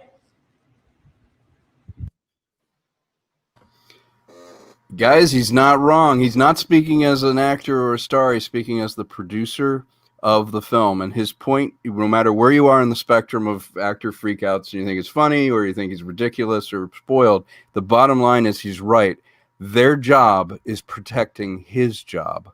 And if you agreed to be on a shoot and agreed to the COVID protocol so that you can put food on your table, and then you dismiss those and you keep getting his film shut down, they're not going to make big movies like this anymore. They're looking to this film and going, were they able to complete it? Was it a mess? Was it a train wreck? Did it never get finished? He's saying, look, we're the eyes and ears of everyone that wants to make big budget movies are watching us. We can't screw this up by being casual about it. If you agree to take the job, you have to protect Tom Cruise's job because he is the one that's driving these big paying jobs. I agree completely. Tom, you were saying that you weren't the biggest Tom Cruise fan. As for me, I'm not a Tom Cruise fan at all. There's like I even think he's an overrated actor. There's like 2 roles of him that I really, really I like. was being nice, and yeah, that's about it. Like 3 or 4 maybe at the most that I can think of. But But in yeah. this thing right here, like, yeah, you can say what you want about the lockdowns and restrictions and yada yada yada, but the fact of the matter is that right now they're a requirement to get the job done. And as far as I'm aware, Mission Impossible Part 7, I think Yep. that's, yeah, exactly, which is filming right now, that is the only big budget blockbuster movie that is being filmed right now, to my awareness, like mega budget thing. Yes. And Yeah. it's In it's England. filmed across the world. It's filmed in my own native Norway. It's filming in England. They're doing what these blockbuster movies were always doing. It's employing loads of people, both locally and in California and all of those things. It kind of like represents a hope for blockbusters, because things hopefully should be much better by the time this one is good and ready to come out. And by then it could be that it's going to be the only like proper blockbuster movie, of course, depending on how things go. The Viacom CBS could be setting themselves up for a giant fail here. We don't know that yet, but the point of the matter is that on this one, yeah, everyone has to be in 100% accordance with the rules and regulations at any given time, because there's so many productions that have been shut down. And That's if right. that happens with this one, it's going to cost everyone loads, and it's going to be a really, really bad signal effect. And Wow. I think that this production, and again, correct me if I'm wrong, but I think that this production in many ways represents a bit of hope. And it would be horrible to see that hope crashed. Well, and why I gained a little bit more respect for him is I see the one thing we don't see out of a lot of Hollywood elites right now, and that is he knows he's in a position to be lucky to be making this movie, along with his entire crew. That, like he just said, there's a lot of jobs that he's trying to keep going. That's right. I mean, it really is revealing when you're angry and you're not really calculating what you're saying. The guy still said, you know what? These people are losing their freaking housing. You know, they're losing their houses. The people that work for me are paying for their kids' education. He said that in anger, but unfiltered. And so he knows it's like it's not about Tom Cruise. It's the industry built around him. If you still want blockbusters with big ideas and globe spanning concepts, you can't have a train wreck of a film that you agree to be on and then you just dismiss the rules and don't protect his job. He's going to be like, well, it'll be self-proving. You'll say, see, that was a disaster. Let's not do that anymore. We shut that film down 5 times and it took, forever, or worse, it cost, so much money to make it, it can never make money back. So let's not make any more Mission Impossible type adventure films. You've just shot yourself in the foot, because the whole reason we're here on Midnight Edge is to celebrate these ambitious, large genre movies that we want to make. If the people making them aren't accepting the rules and protecting the person that's employing them, you're just not going to have them anymore. Yeah, and that's what I mean is, like, we don't hear, a lot of athletes coming out and going, I'm thankful I get to play, basically the game that kids wish they get to play while they're sitting in school all day. I get paid to do that. And and filmmakers, I feel like, don't have that sense either. And Tom is expressing that here through his anger to me. It's like, look, we're lucky to be not only working, but just to be in the business that we're in. And if you guys can't follow a few simple fucking rules, then I'm going to get rid of you, because there's 1,000 people that are relying on me to get this job done. And if I can't keep this movie going, then, and as you know, Tom, once the film gets taken out of the camera, its chances of it getting put back in are next to none. You're absolutely right. And again, they agreed to do this job. They knew what the stuff was, the protocol they have to have. It's not brain surgery. But by the same token, it's like he is the reason you're employed. At least try and protect his job. That is your job. And he is not an idiot. He knows exactly why he's doing it. He's like, I'm making this movie on a large budget to entertain a wide audience, and if you guys make it a disaster and a train wreck because you won't follow it, they just won't do it anymore. And he knows that it's not about him. He's like, everyone that works for me also has expenses. They're trying to keep their job. What are you going to do? Someone like me, I've been doing this my whole life. There's not a lateral into another business I'm going to do after doing this 25 years. So if they shut down doing production, I'm in deep trouble. No, he's absolutely right. He's acting as a responsible leader and business owner for his property. He's basically, as upset as he is personally, his entire focus is, I have to think about all these other people that work under me. And it's a reciprocal relationship. If you don't cooperate with regards to the standards that are put in place to us, whether we agree with them or not, we don't make this anymore. Exactly. And they're on the line with the money. You can't hang on to a loan for $250 million forever. They have responsibilities. He's got responsibilities.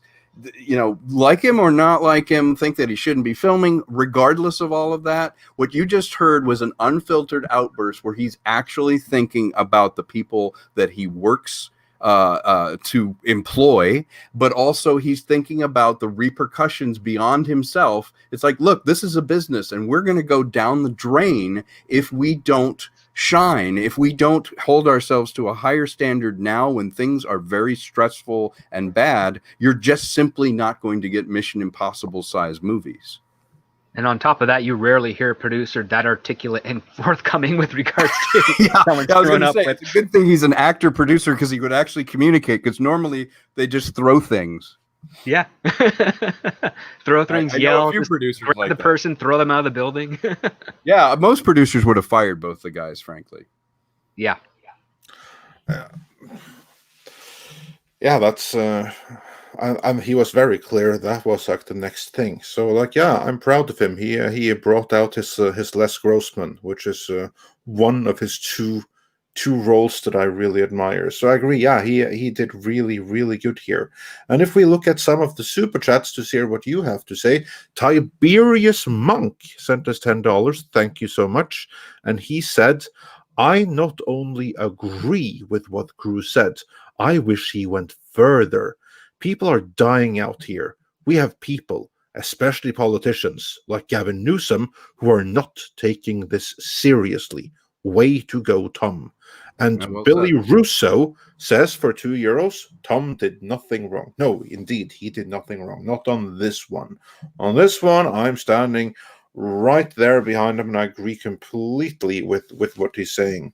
And we have others like, that was Billy Russo Super Chat, and we also had Rod Thunderheart saying, I am now 1000% a fan of Tom Cruise. He just summed up everyone's feelings on anti-maskers. Mask holes, if you will. Yeah, well, your opinion on that. But in this particular context, yes. Yeah, like I'm looking.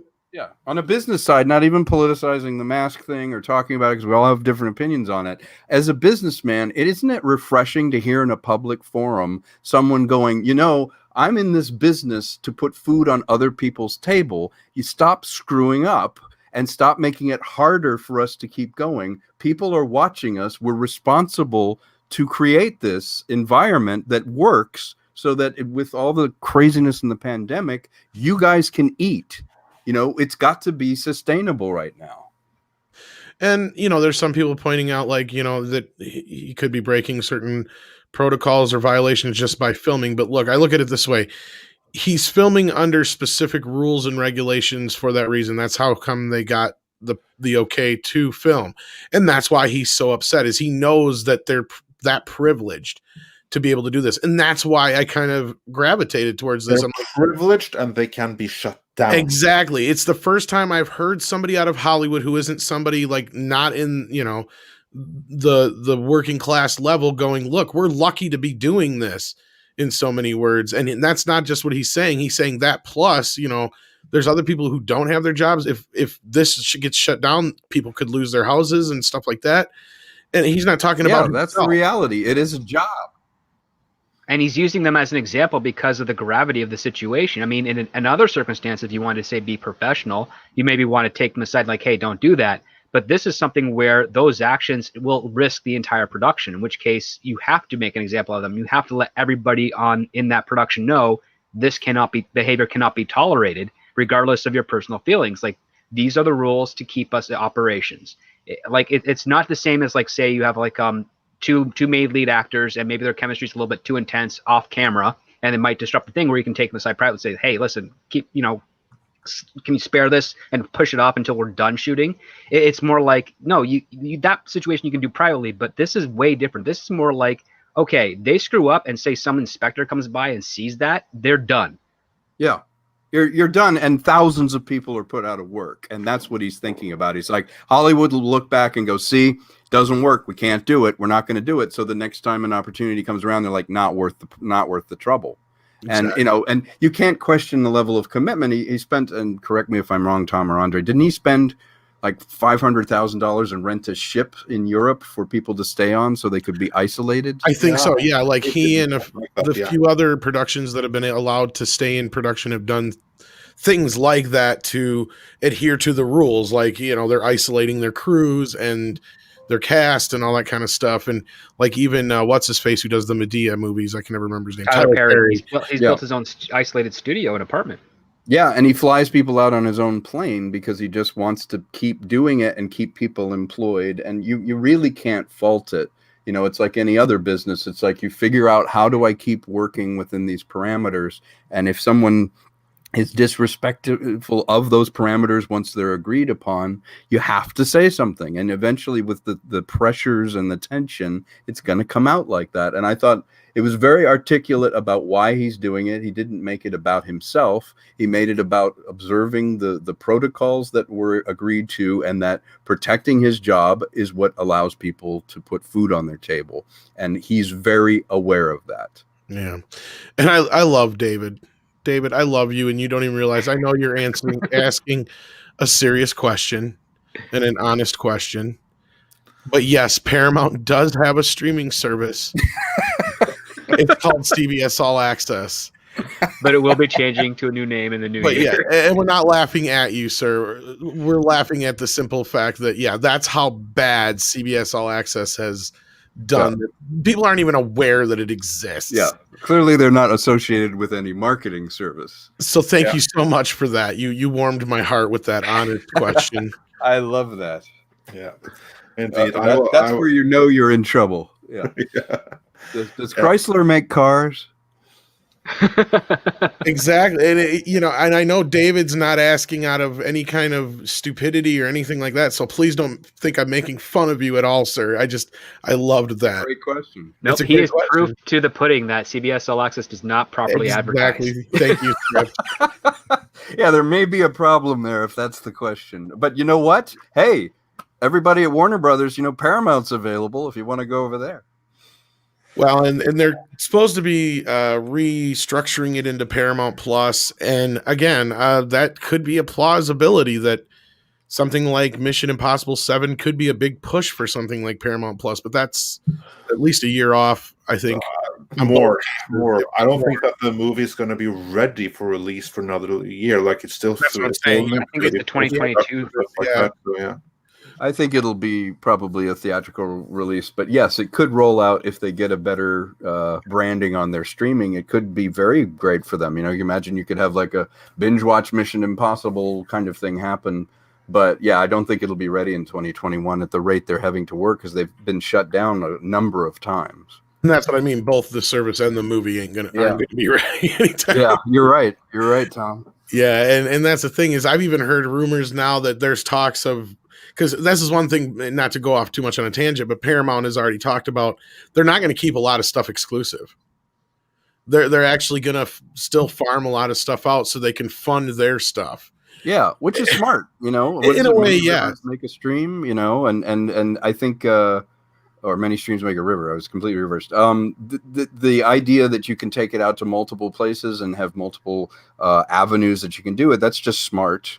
And, somebody like Paramount that doesn't have a lot of property or tent poles, it's an opportunity. The broader, they can cast their net. Possibly this is a time for them to capitalize on some of the mistakes that other places are making with some of our favorite franchises. Well, not only that, they're trying to build new franchises, because the last 7 months they've been buying everything that they think is going to be profitable for their platform. They're the only studio that's really doing any serious buying in town, from my understanding. Yeah, my agent called me and basically said they're starting to buy things that they don't want associated just with books or comic books. If you have anything that has a large universe building capability, send over everything you have that could possibly be that, because they're very interested in creating new work that isn't necessarily based on existing work, which I thought was a refreshing brief to get across from my agent. To Paramount? Yep, Paramount is making it. I don't know how they're doing it, but they are making a huge investment into original IP. Oh, I know how. TV and film. They just sold fucking Simon and Schuster for $2 billion. That's how. That money's not going there. Well, you never know. Okay, well, regardless or whatever. The other thing I've been hearing is, and I don't know how accurate. I wouldn't know if I'd put any stock in this, but supposedly they're trying to work out a deal with Netflix to get all the Star Trek stuff moved over to there. I don't know how accurate that is. It would be interesting if they could get it all under one thing again. That would, the idea that CBS and Paramount have been fighting about Star Trek for 20 years has not been to the benefit of Star Trek.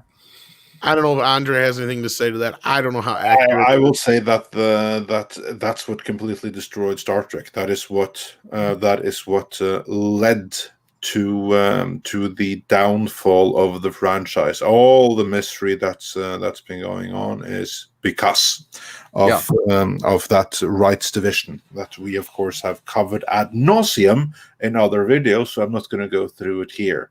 You did a terrific breakdown of that, by the way. I thought you guys did a great job. I watched that, it must have been more than a year ago, and I thought it was one of the best distillations of how things end up where they are. The balance between the creativity versus the executive maneuvering and the feuding and battling. You caught that really well. If someone hasn't seen it here on the channel, I encourage you to look for the breakdowns that you did on what happened with CBS and Paramount. I thought it was excellent. Called The Prime Deception is the one you're referring to. It's like almost an hour long. I remember it because it nearly killed all of us to make it. But you did a terrific job. It was one of the best insider kind of industry things that I'd seen. I thought it was terrific. It was something that really surprised me, how well you distilled what happened. I thought you guys did a great job. I love how you use the word distilled when talking about an hour-long documentary too. It was distilled. I assure you, that was the most. Oh yes, I know. I ever wrote. Oh yes, I was there through the whole thing. I know. You remember it well. I went through that battle. Yes. Yeah. Well, remember it. We still wake up screaming and sweating. Shit. Yeah. How do you think Ken Burns feels about the Civil War? He's still screaming about it. Baseball. Yeah, baseball. Tecumseh Sherman. So yeah. But anyway, yes, for those that haven't seen it, just search for the channel Midnight's Edge Prime Deception. It's like a 50-minute long video, and reserve the time and have some nice to drink, have some Valium or something, because you might need it by the end of it, because it's information dense. Well, the only reason I wonder if there isn't any truth to the whole Netflix rumor, and I don't know if it means they're going to sell Star Trek all out to Netflix. I think it's just more so they're going to push the shows to Netflix is what the rumor is insinuating.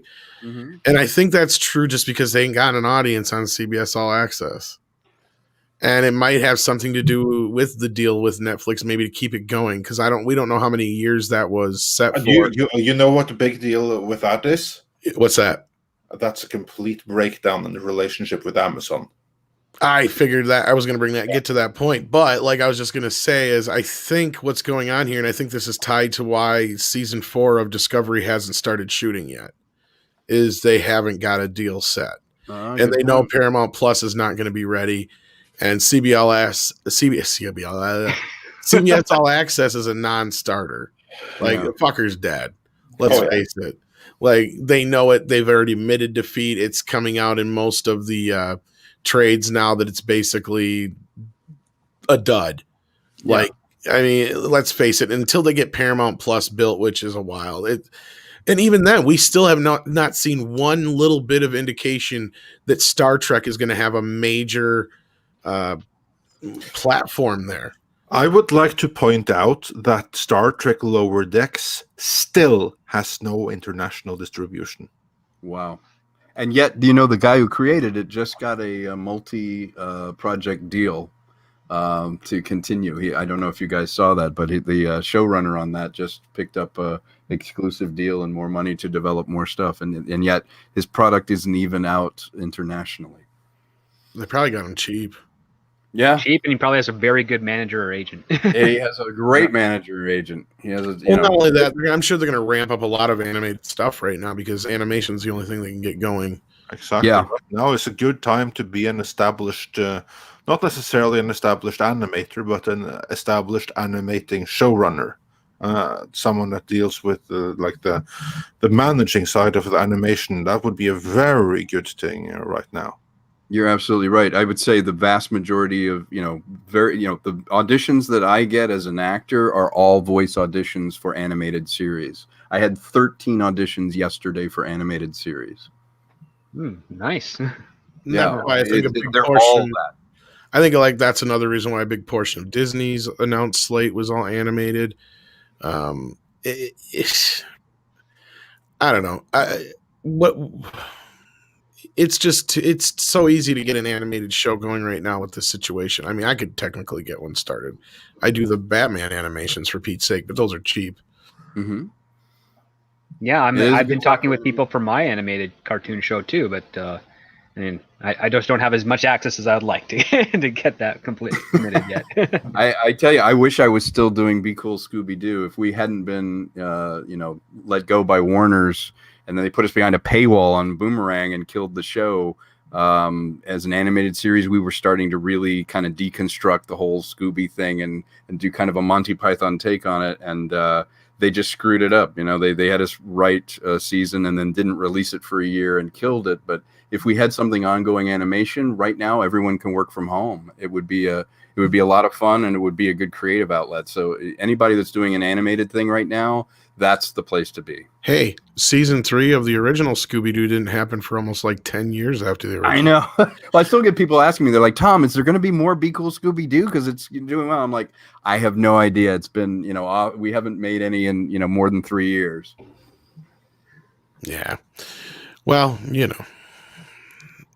Scooby-Doo, it's back again, but you had experience right there. That's exactly what we've kind of talked about, though. They used your show to try and push that streaming service. Yep. They used it to try and get people to go on Boomerang, and people didn't follow it because they didn't want to pay for Boomerang. Yeah, there you go. And I mean, I've never got a chance to watch the show, but I do know some people who are huge Scooby-Doo fans, and I know it was fairly well received within the community. So yeah, we had some good ones. I mean, Mark Hamill was in the first one I ever did. I did one called Area 51 Adjacent, and it was about Area 53, which was 2 more secret than Area 51. And a bunch of people loved it, watched it. We really pushed the envelope and had a lot of fun doing it. And I think if we had been able to find our stride on it, we would have had a really funny, like, adults would watch it on one level and realize how much we were making fun of, and you meddling kids, and then kids would enjoy it because it still had that, adventure and mystery and all that. But, we used to get the weirdest briefs. They'd be like, hey, on YouTube, videos are 10 minutes. Is there any way you could just do the whole mystery in 10 minutes? And I'm like, what, create the entire mystery and solve it in 10 minutes? Yeah, and that's the kind of thought that was going into it. I'm sure you're trying hard enough just to cram it in 20. Yeah, exactly. It's like, well, it's hard enough to do that, You got to cut out all the fun twists that a mystery has. Yeah. Well, it's just like, someone went home and saw their kid on YouTube, and they're like, how long is that video? All right, call Konkle up. Tell him, can you do it in 10 minutes? No, and Alpha J says they've already kind of started a new show. Like, that's the thing, and that kind of happened with Teenage Mutant Ninja Turtles. I was scratching my head going, you have a popular show already going. Yeah. And you scrap that for this other obnoxious show that basically has been a no-go for them, even though they're trying to pretend it's big enough, but they have no toys. Yeah. I mean... I completely forgot about that show. Yeah. Yeah, it's studio logic sometimes. It doesn't make any sense in the real world. Yeah, it's only logic within the confines of the head of the executive in question. Well, it's just this. I don't get this mentality of trying to speed something up into whole, like, we got to reboot it already. It's like, but we're working on it. Wait, it's like, By the way, we're rebooting it, but I'm writing it right now. you were. I've heard that. Writing it. Yeah, exactly. I've heard that many times. Like, but we're writing it. You were writing it. Well, you were writing it, Tom. This is your replacement. Can you tell him what it is you do? Yeah. Well, then what's the point? Why don't I just be do your it? boss? Can you train him? Yeah, right. And like Mr. Tickle Truck says here, studio logic is an oxymoron, Tom. I love Mr. Tickle Truck. You're absolutely right. It's studio patterns, actually. That would be the better Studio studio patterns. Yeah, it's like Patterns of Jumbo behavior. Shrimp. We see them all the time. It's like, we haven't heard anything from upstairs in the last 4 days. I think we're canceled. Wait, my login doesn't work on my computer. I think I've been let go. Yeah, that's the thing is either when you don't hear anything, either you're doing a good job or you've been let go. Is that the problem? It's like, yeah. Either or. That is so true. One of my agents who I had to get rid of just because he didn't like to communicate with me was pretty much like that. I'd find out, I don't have a job anymore, and I'd call him up and be like, hey, did I get fired or anything? And then he's like, I'll call you back in 30 minutes. Oh, And shit. it's like, well, what are you doing? Listen, I've made some bad calls when it comes to who I sign with agencies. I'm perfectly happy with that. When you ask a question like that and you get told you're going to have to wait for a call back in 30 minutes, I think you just got your fucking answer pretty much. Yeah, pretty much. That's pretty much what I did. Is like, okay, yeah, I just assumed it. If Andre Yeah, answers right. something like Sounds that, right. like if I ask Andre, I'm like, am I fired? And he's like, I'll get back to you in 30 minutes. Like, I think I know the answer. Yeah, I think that's the answer to that question. Yeah, That's that's true. Look, It's like, don't fucking bother. I already know. You don't need to call me back. pretty much like at some point, like the failure to issue a strict denial is pretty decent confirmation. But yeah, gentlemen, we have a couple of more super chats before we get through the very last topic of the day. Yes. Cedric Taylor 08 says, Are they going to redo Mortal Kombat, and why all the redo? Can't they come up with new stuff on their own? I can answer this one. They already redid Mortal Kombat. It's coming out in April now, so that's already done. It's filmed. It's all good. And this is not the first time they've rebooted Mortal Kombat either. So it's had a few different. Huh? Well, it is in non-fanfic form. So, but no, well, that one is not fanfic. The one that Machinima did. Yeah, there's also a TV series that they did in the late 90s, the Xena, the Warrior Princess style, I think. And yeah, exactly. That was a spin-off of the movies, but yeah. Yeah, kind of, at least. But this is the first actual theatrical, was meant to be a theatrical movie, yes. And it kind of came in under the radar in a way, because I don't even remember hearing about it, but I do remember there was a lot of movement on Mortal Kombat for a long time. But yeah. It's been in development hell for a decade. But anyway, now it's done, it's filmed, and it's coming out in April. Why can't they come up with new stuff on their own? Why all the redos? Well, that's actually a little bit our fault as the movie-going audience, and it's the entertainment journalist's fault, because that's the kind of stuff that they give coverage to. That's the kind of stuff that we as audiences are interested in. Like, for instance, it's very easy to ignore the current situation. Let's get back to like 1 year in the past. Every single weekend, there would be new original movies opening. Every single weekend. And no one would go watch them. Instead, they would highlight, there's another sequel or remake. Why can't they give us original movies instead? Well, completely ignoring the original movies that came out every single week. That's why. Money. Yeah, you're right. That's very much our fault as audiences. It's also a lot harder to sell something new than it is to and reintroduce an established brand. Like, that's the one thing that Paramount right now is taking a big risk on when they're buying all these other projects, is if they don't screw up, they could end up becoming a powerhouse in the next 10 years again. But it all comes down to if they don't screw up, which, I mean, you can pretty much set your watch to when they do screw up at this point. But it's basically the other mentality within Hollywood is that it's a lot safer to keep your job by saying no than yes. So unless you get that creative with that new original idea or that new concept that just makes dollar signs appear in your eyes, you're probably not going to get too far. It's still going to be a big uphill battle. But if you say, oh, I got the rights to this old property, I've got this new idea for a movie or show, and they're just like, well, that's an easy marketing strategy. Our marketing department can do something with that. They can, you can do stunt casting for people who used to be who are still alive of the old property. You get some more talk into it. You get all the journalists and trade papers reporting on, hey, a revival of this. It ends up making it a lot easier to get that money and get into production because you've already got this established interest that is technically free. Like everyone who paid for it back then doesn't have to pay for it anymore. Exactly. And he also has one follow-up question. When will we see Top Gun 2? And is there another Mission Impossible where they pass the torch? Well, you'll see Top Gun 2, who the hell knows? It's in the can. We're just waiting for, I don't know, Paramount Plus or for theaters to reopen, one of the two. And yeah, there is another Mission Impossible filming right now. That is the one where Tom Cruise had the freakout. If that is a passing of the torch movie, I very much doubt. It's probably going to be another 2-3 movies down the line.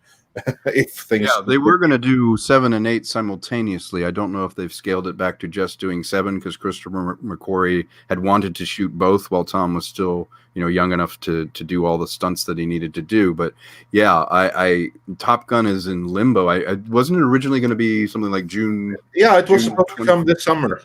Yeah. So that's a huge question mark. And again, they're sitting on a $150 million movie sequel to, beloved film, but no one has any idea how it's going to roll out. My guess is it'll probably get sold to like Amazon or Netflix. Yeah, it probably will. Yeah. I think that movie could have first made window. a lot of money in And theater. Viacom CBS, they can't sit on it forever. And with that, moving on, also sent us consecutive super chats. First one saying, "Hi gents, hoping Cruise won't lose positions." Well, then the Cruise better act up, or better not act up and do as they're supposed to do, and then they'll be fine. Yeah. And then he says, "Still craving those special features." Well, aren't we all? And Al Adolfson sent us a $1.99 donation super chat with no comment, but we thank you for the support. And said one more time, there's so much on the line to keep the exemption. There is indeed. And Tiberius Monk sent us $10. Thank you so much. Stuff like that really keeps the light on. And yeah, he said the comment we also that he not only agrees with Cruise, he wished he had gone further. We covered that already. So, but yeah, agreed completely. And Raging Golden Eagle says, "If I had original IP, the last thing I do is give it up to a big corporation." Well, Well, that just depends on how you negotiate, right? Yeah. I mean, But all these ideas, or these what we're calling old ideas or rebooted ideas, were original ideas at some point. And with everything, it's balance. You have to have a certain amount where you're revisiting very familiar territory. But if the ratio of visiting familiar territory is way higher than the original IP you're creating, you create a problem, which is it becomes self-reflexive. The ideas collapse. It becomes less and less big a tent of ideas. You have to have new IP to even reboot that IP, and you have to find a balance. And it's not always selling out. Sometimes it's buying in, and that was a hard lesson for me to learn when I first moved to Hollywood. Is I felt as you did. It's like, oh, I have original IP. I'm not going to give it to anybody or any corporation. But you want eyeballs. You want people to see your IP. You have to learn the art of compromise. You have to get as much of your idea through as possible. But you can have it be perfect and hang it in your closet and nobody will see it. If you want complete control, be a novelist. Yep. And not only that, like if you spend years working your way up through the industry and you end up holding on to that one IP that you just cherish, you might find yourself in a position where you get someone to produce it, but you still retain the rights to the IP. And I mean, that's the dream, but that's a 1 in a million type of shot. Sometimes it's a trade-off. Yeah. It becomes perseverance and hard work.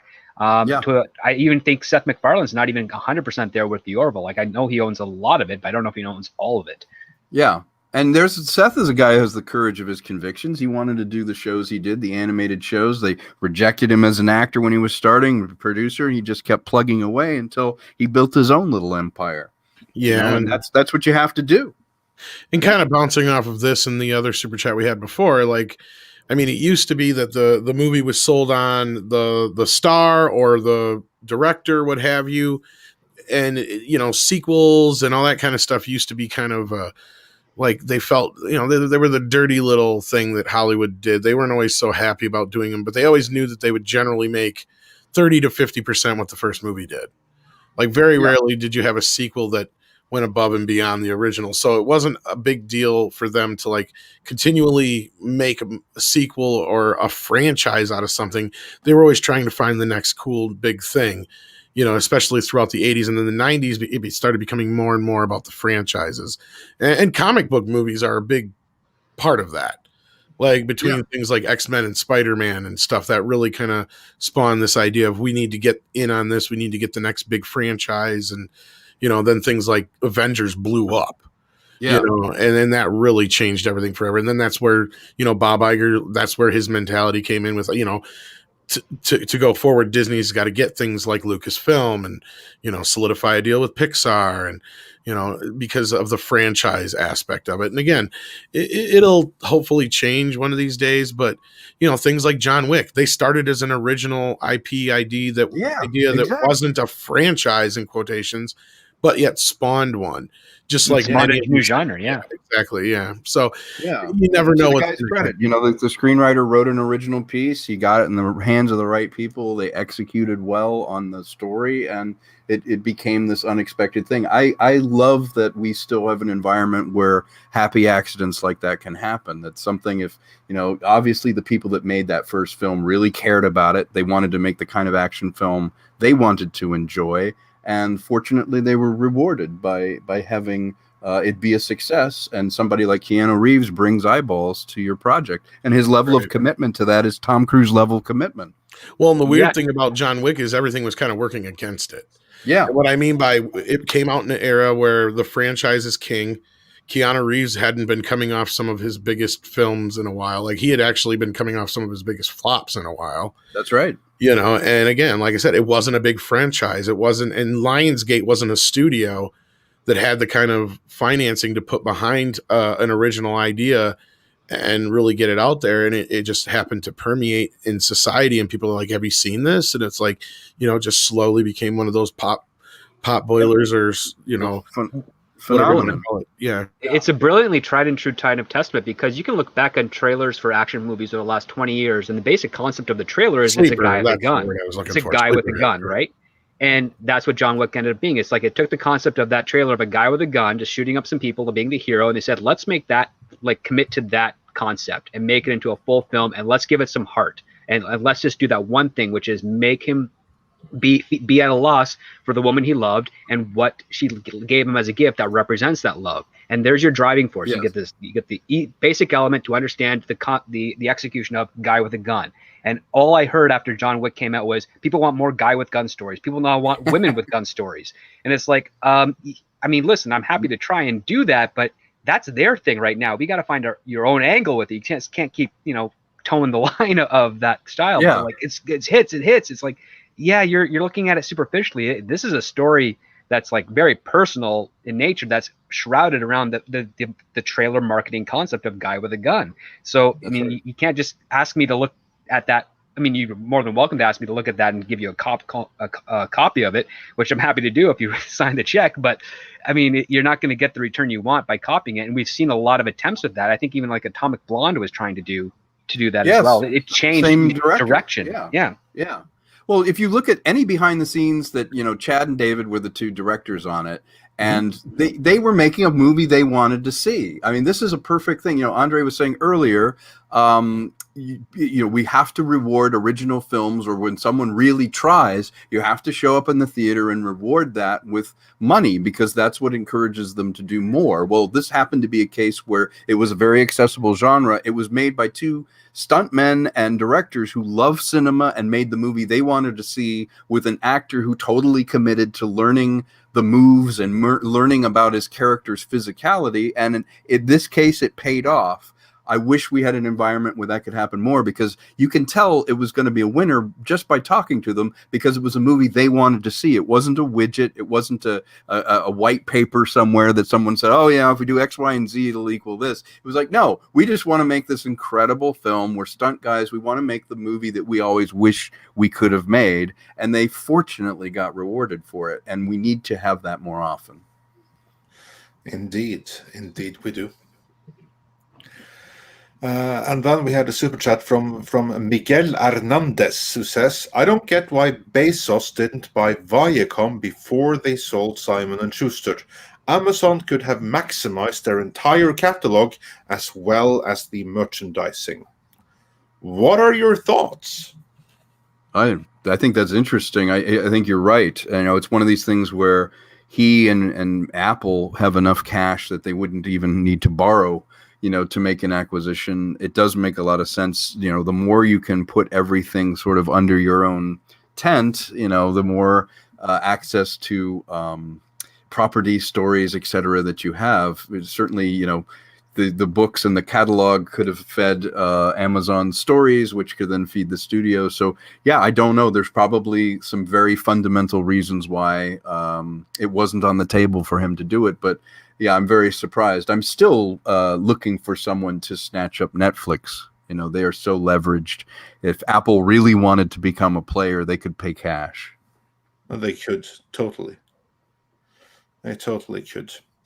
I'm just going to see if we are caught up then. We are not quite caught up. Mr. Tickletrunk says, if you treat studios more like a force of nature, their actions give you less headaches. Well said. It's a hurricane, or at least a low pressure front. Indeed. And Raging Golden Eagle says, maybe selling out doesn't matter as much anymore. If you keep your IP to yourself, some big corporation will make it something coincidentally similar. Now, that's a risk with that. That's just the nature of the game. You would not believe how many people think they have an original idea in the town, and it's not. It's just it's zeitgeist. I remember having an idea and literally looking up 3 months later while I was writing it, and the exact idea came out.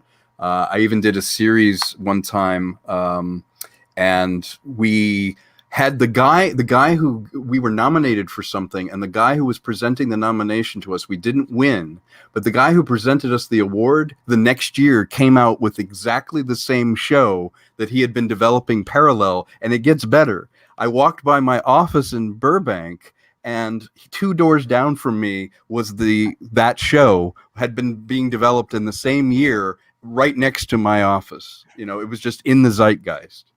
Yeah, like the sample script I wrote to get my Paramount internship was a Star Trek spec script, but it had the same format as Heroes. But this is before Heroes was even in production.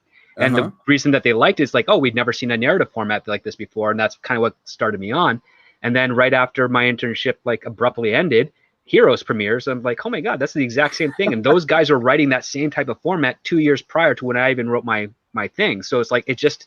Sometimes there's something in the ether that we pick up on, and we just have a similar concept that we have, different execution maybe, or a lot of different details, but the broader picture is very similar, and unfortunately that's unavoidable. I think you're right. I think we talk about the collective unconscious. I think in a way, artists don't create in a vacuum, and I think because we live in the world, I think there are trends that subconsciously influence what we're doing, and when you and I sit down and write something, or maybe one day you and I will write something together, our own influences and where we are in that moment in time, it's, they always say garbage in, garbage out, or good stuff in, good stuff out. That you will pick up on that zeitgeist, on the collective unconscious, and we might come up with an idea either together or separately that is very much of its time, but it's innovative. But many artists are influenced by that. That's why we used to see entire movements, in painting or movies or whatever. It's because of the time you're living in. All that stimulus, all the thought, the new way of seeing the world is affecting the artist the same way it's affecting the audience. And your new idea is really just based on a lot of things that are happening that influence, 100 different artists. Yeah. I've had Indeed. that happen, and I've had other ideas. I'm surprised it haven't been stolen yet. I've sent messages on script. I'm like, here, get this going so nobody steals it. The other part too is that like in my experience, it's only the sleaziest of sleaziest on the fringe side of Hollywood that really does the stealing part. Yeah, Most people would just prefer to buy. When I Just say saves steal, some I headaches. also just mean, like, so somebody doesn't do it first. I always say it's more expensive to steal from me than to just buy it. It is, yeah, because that's the truth. A lot of people know that. Oh, I know. Indeed. And moving on, we have Conquest Comics that says Xenotype and Blade Devil are pro-level manga available now on IGG. Check them out and help support small creators that put the fans first. Well, everyone, you heard a recommendation, so if you're into manga, go check that out. And with that, I believe we are entirely up to date with Super Chats. But Tom, we had a final story to cover today. Well, it looks like Revenge of the Nerds might be getting a reboot. Might. I use that term loosely because this is the fourth time I think you said. Yeah, fourth time's a charm, I guess. There's so many unanswered questions from the last. We have to revisit that, right? Like, what are nerds today? Like, in comparison to these ones, like they're unrecognizable. I guess that's kind of the problem I think you have here. Fundamentally, is when Revenge of the Nerds came out, nerds had a completely different status in society. Yes, and they even addressed that in Nerds 3, for fuck's sake. Yeah. Like, because nerd culture is culture now. I Yeah. mean, there's no distinction. It's people that are nerdy or geeky are not outliers. They are influencers. They're the cool kids at the table now. So the idea, I mean, if you'd have to do a movie about people that are just getting bullied, and I don't know how funny that would be, or you know, if you do kind of the sex romp comedy from the 80s, it would just be it would arrive like a lead balloon at this point. I'm just not sure, unless was it Seth who wanted to reboot it? I guess Seth MacFarlane is reviving it with the Lucas brothers. Okay. Maybe he has a hot take on it that none of us are seeing, but yeah, I just don't see the same distinction, because maybe he's going to flip it. Maybe the jocks are the outliers and the nerds are. It's funny the cool you said culture, that, and the jocks are geeks. I don't know if Script was on that show, but I remember one of the last times this was being talked about, that was one thing I pointed out, was like you would almost have to swap it now to where like it's the the manly jockey guys are the ones who are the outcasts, and it's the nerds and all that stuff. Yeah, or like the jocks realize that they can't fight with words; they'll fight with fists. Which kind of exactly. The whole You'd purpose have of to the idea. Yeah, Exactly. I mean, there was a script that was, I think it was on the blacklist in 2017. And it was called Social Justice. And it was basically like a Revenge of the Nerds type of thing, where it involved bullying, but it would involve this one woman a student who called out their teacher for being inappropriate on behalf of another student. And it ended up turning into this battle between the faculty and her over what is it to be politically correct and invoke social justice. And it's a pretty funny script. It just, sadly, the reason I don't think it took off too well is it didn't commit to any particular point of view. It just kind of threw it all out there, and its ending kind of fell flat. But it would have been interesting to do an anti-social justice one. It would be very interesting to like, if you had the money and resources to actually go through and make them the villains in a comedy. Would be amazing. Both parties the villains. That's the way. Or like Raging Golden Eagle says here. I think he has probably the best take, at least in my opinion, because this is the thing: is if you can get Seth MacFarlane, who is somebody who's not necessarily in the woke crowd. I mean, he does kind of not politically correct, but he doesn't seem to be politically correct. And yeah, if he's somebody who can take this idea and run with it, like Raging says here, and current year nerds are the original fans who are getting bullied out of their own communities by the diversity and inclusion crowd. Now, if you go with that angle, that would be there's a freaking angle. That basically, I would see that movie. That movie. Could you imagine that? Taking the original cast of like the Avengers of the Nerds, like their diversity already, which already exists, and then having someone call them not diverse, and they're just looking at each other like, "What are you, an idiot?" It could be hilarious, especially if it's really sharp and very smart and deconstructs the whole thing. It could be. I mean, that would be a very sharp comedy. Yeah. And if there's one person that can do that, it's Seth MacFarlane. So yeah, Agreed. there is a plausibility this could come out correctly, but yeah, I would hope Raging Golden Eagle that they go with that angle, because otherwise there's no way you can do this movie. It just I doesn't agree. work. Because in all other social settings and places now, like I said, they've already addressed how nerds are basically, it's the cool culture now. Yeah, and that's what it's we got to are be about, is basically the nerds going like, wait a minute, they're stealing our culture. Like, like appropriating our culture. Exactly. Yeah. And Yeah. I don't think that, and that's, honestly, it would get shit on and attacked left and right, but Seth would have the biggest balls in Hollywood if he did that. Yeah, I think that would be a home run if he could do that. I mean, he has enough resources where if he really wanted to make that film, he could. And I think there'd be an audience for it, but also I think that would be a truly diverse point of view, ironically. And I got to play Booger. And the whole point that I'm a 40-year-old college kid is exactly why I got to play Booger. I would cast you in a second. I love that.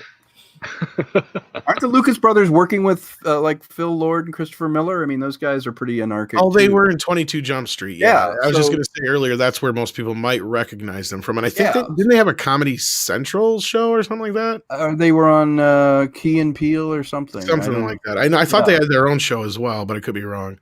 Yeah, can you imagine like a Phil Lord, Christopher Miller, Seth MacFarlane team up on a thing that makes social justice warriors the villains? I mean, that would be amazing. Yeah. Will they though? That's the big question. I don't know, but if anybody could do it, it's Seth. He doesn't need somebody else's money. But like Conquest Comics says here with a generous Australian $5 super chat, thank you so much. The last 3 episodes of Family Guy have been Seth taking a passive aggressive jabs at social justice. So maybe I think MacFarlane is over it. That sounds both promising and a little bit deflating at the same time, but I guess time will tell on this one. And again, I know like Nerds is one of those franchises that is really kind of like one movie. Like, let's be real here. The first movie is the only movie anybody really gives a shit about. Yeah. I like the second and third one. All right. Yeah. I mean, 3 were weird. The fourth one is a complete dud. And the third and fourth one were TV movies, for fuck's sake. Yeah, they brought Ogre back as a computer scientist. Well, that was picking up after 2 because he became part of the gang. Yeah. But he does have the best line in 2. What if DOG spelled see it cat? Oh, part 2 I feel like is overlooked a little bit. But anyway, regardless, like they did have some pretty good continuity, at least between the films. I will give them that much. But again, I don't know what their idea is. I want to hear more about what the plan is. Is it going to be like a reboot from the ground up? Are you going to try and recapture these characters, but within a modern setting? Again, are they going to try and go with something like Raging Golden Eagle said? That's where I think a lot of people will be interested, because even if you go with the idea of doing like a TNA comedy nowadays, you can't even do that. No, like, unfortunately. I heard about Porky's was supposed to be getting redone too, and I'm just like, how the fuck can you do Porky's now?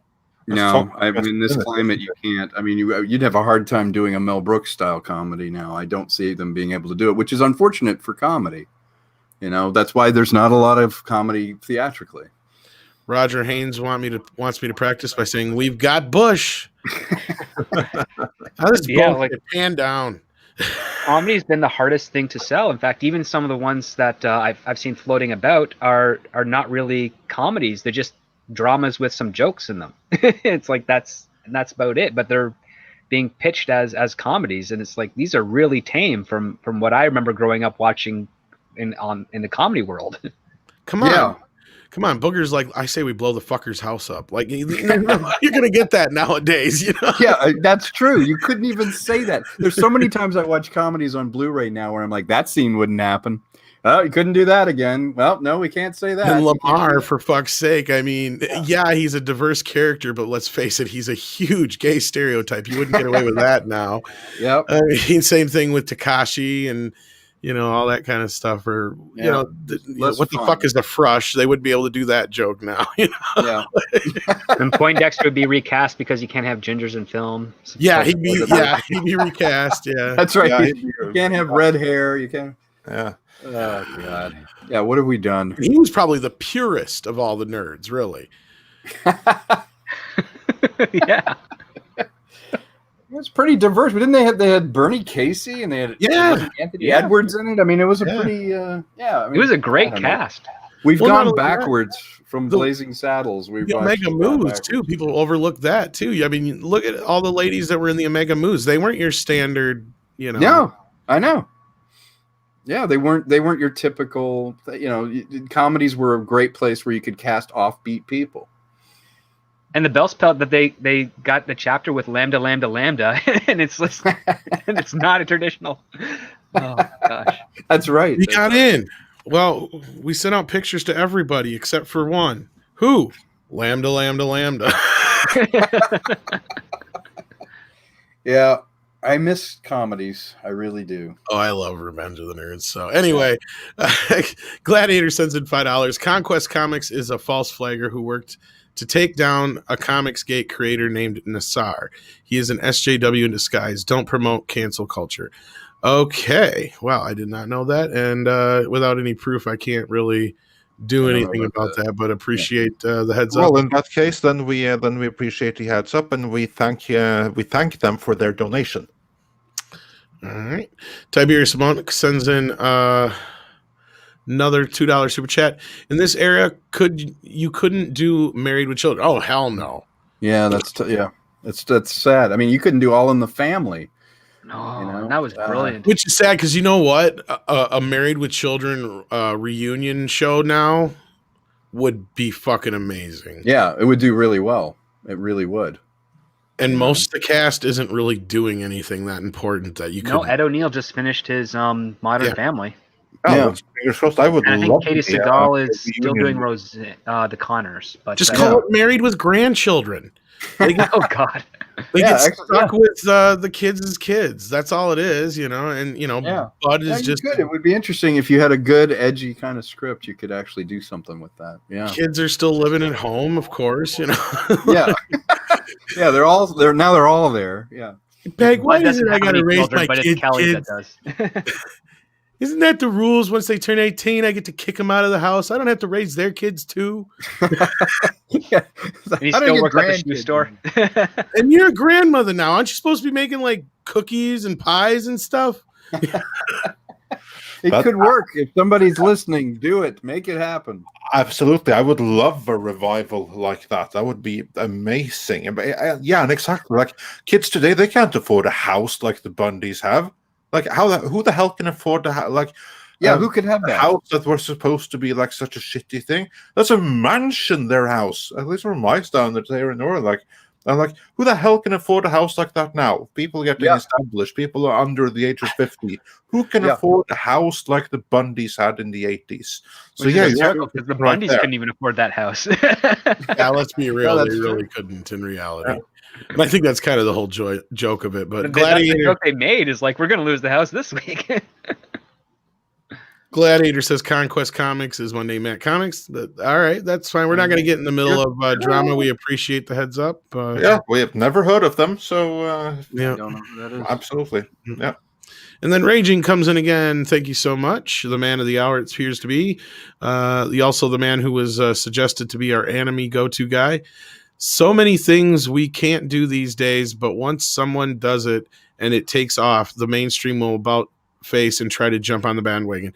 You're not wrong. I don't think you're wrong in any way, but going back to what we've said many, many times on this program and other places, this is a manufactured trend. This isn't like a normal trend that just takes over, No, exactly. That's a scary thing here. It didn't come on its own. It was planted, and it can be artificially maintained. So that's the insidious thing here. I agree. Yeah. Oh yeah, as long as there's one studio that's willing to back this type of return to risk of offense in order to entertain, that will be a game changer. But again, you have to find enough people to back it, and it has to be of a quality that actually earns that backing in order for it to sort of change direction of this current climate. Yeah.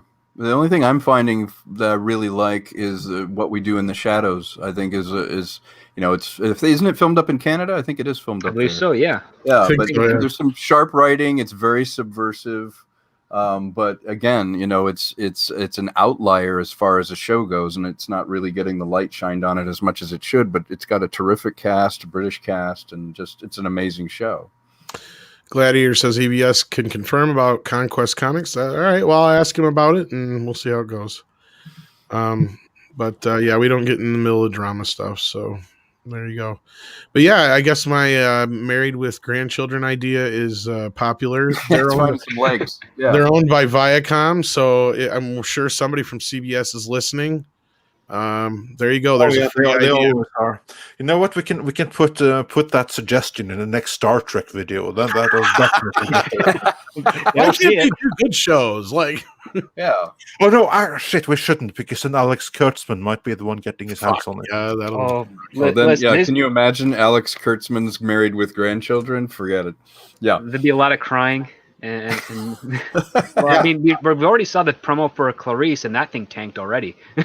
Yeah, that did not do well. I'm not sure what they were thinking. What, has it tanked already? Tell me more.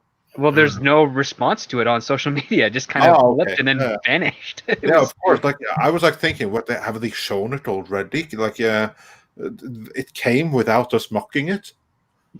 No, just the trailer, and they showed nothing in the trailer. There's no buzz at all around it. It just really is super, super quiet.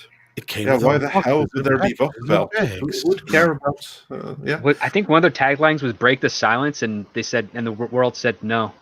Yeah, and the world replied no. Yeah. No, the world replied, "Stay indoors."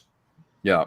Well, I mean, it's basically they're going to take the Criminal Minds template formula and just apply it to, the Silence of the Lambs character, and the two probably don't have much to do with each other. Well, they tried taking the Criminal Minds formula. They don't understand it, because I've read the script. It's one of the worst things I've read in a long time. Is it a mess? Yeah. Oh, yes, it is. If you don't have a good script to start, you that's the foundation. It's doomed. Yeah. So good times. We look forward to tearing down that one. Yeah, I've read the script too. It's god awful. That is what we couldn't get Silence in the Lambs in the excellent Hannibal series for. So yeah, we did a video on that. Yeah. See, that again is probably an art of the deal thing, because I just looked it up, and Jenny Lament wrote the script. She's the daughter of director Sidney Lament. Yep. And granddaughter of Lena Horne. Skips a generation. Yeah, it's Hollywood royalty writing with royalty in a bubble, and they're like, hey, give Jenny something, and she's like, oh, I haven't done that before, let me do that, and well, she's also one of the writers on Star Trek Discovery too, and yeah, I guess she has a great friendship with Alex Kurtzman, because they've been working together for a number of years. Yep. But so she is. Yeah, but she's nowhere, like, maybe her talents lie something else in the industry, but it's not writing, sadly. I mean, yeah, I think being Sidney Lament's daughter is all the entree she needed. Pretty much, yeah. That's how this business works a lot. And Raging Golden Eagle actually asked a question we get asked quite often. Since you guys are the experts on this topic, I don't know about that, but thank you for for thinking that. How long can Hollywood keep dropping wastes of money like Ghostbusters 2016 before they finally fold? Well, that's the thing, is you have people behind the money who are in the same mind think, so they're just going to keep pumping money into this, and that's why they turn around and blame us for these things failing. That's the answer. They can do it for as long as someone is willing to put up money to continue losing. That's how long they can do it. Yeah. The moment that the financiers behind the picture says, you know what, enough, that's when it stops, and not one moment before. And then that's only going to happen if somebody can't find a way to make profit off of losing money. Yeah. Because here's the thing. It's a matter of who is the one that is left with the loss. Like, for instance, look at Star Trek over at CBS. That cost a shitloads to the ultimate bill payer, which would be Netflix. But in the meantime, it's an extremely lucrative business to everyone involved in the production side. They don't lose anything. They collect huge paychecks on it. Netflix are the one that ends up losing, and they are locked in a contract, which means that they have to keep on paying. And then, of course, CBS, they have to put in some as well. But again, you have like this contract thing. So the people that are actually doing it, well, they're earning a shit ton on it. So really, it's follow the money train. As long as the people behind the scenes are willing to lose money, then it's going to carry on. But Hollywood, again, Star Trek on the movie side, where's Star Trek 4? Hollywood is a big scheme. Let me put it to you like this. Big Like, punches. yeah, it is. Because, like, great example, and I know Andre's going to love this, Masters of the Universe movie. Oh, Canon Film, yeah. Canon was supposed to pay for half that sumbitch. They didn't. And then they they took went some and of that took all money the and used money. it to make other movies. Then they went and took all the money that Mattel gave them and put it to 2 other movies. And the director had money, to, out of pocket, pay for a new ending, I think. and then when they went to Mattel and said, guess what? We spent all that money. We need some more. Mattel's like, what about the money you said you're going to put in? We don't have it. And if you don't give us any more money, the movie ain't getting finished. So Mattel's like, fuck. Here's a couple $1 million. Do whatever the fuck you can to get this movie finished, because they were already in over their heads. Like, that's Hollywood in a fucking nutshell right there. And all of that was planned. And that's what we're trying to say. Yeah, that was the plan. Yeah, all along. Canon knew they were never going to put a dime into that fucking movie. That's the number one rule in Hollywood. Never put your own money in a movie. Right? Yeah, that's Tom true. Connor's on abridged versions of film production. That's exactly how that production went down. That's exactly what happened. Yeah, he's not joking. It's true. It's like also like funny with the people from Mattel. Then they were like, to begin with, they were like, well, no, He-Man, he cannot kill anyone, he cannot harm anyone, he can't punch anyone. Yeah. And that was when they were writing it. And then they were filming it, and they were told by Canon, you know what? There's no more money. Give us some. Pass over some millions. And then they were over there. So then they were like, okay, this movie, this has to work. So you remember all that stuff we said about he can't punch anyone, he can't kill. Screw all that.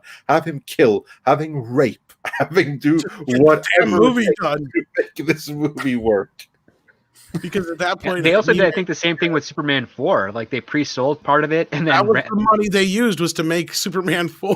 Was the Mattel and then they divvied that money up as well to make 2 other films. and then they banked on the sequel, and then it's a fucking story. Canon is in a nutshell. I don't know, Canon isn't necessarily Hollywood, because I know somebody said that in the But chat. their models have been adopted. That's Hollywood now. Like, that's all it is. It's like, fuck you, give me my money. Oh, it's gone. You know, the South Park, it's like, you invested $100 and it's gone. That's Hollywood. Yeah. We can lose that money a lot faster. We can spend more in a day than you can spend in a year. That's Hollywood. And they'll find a place to hide it in mattresses. And that's right. If we keep losing money, I'm going to get rich. Yeah, that's Hollywood. Well, when you find out from, like, you follow up on your residual checks and you're like, what is this new department of, like, extra critical, like, analysis thing? Why is all the profits going to that? Exactly. You just ignore that. Yes, take it away, Tom. Says, do you all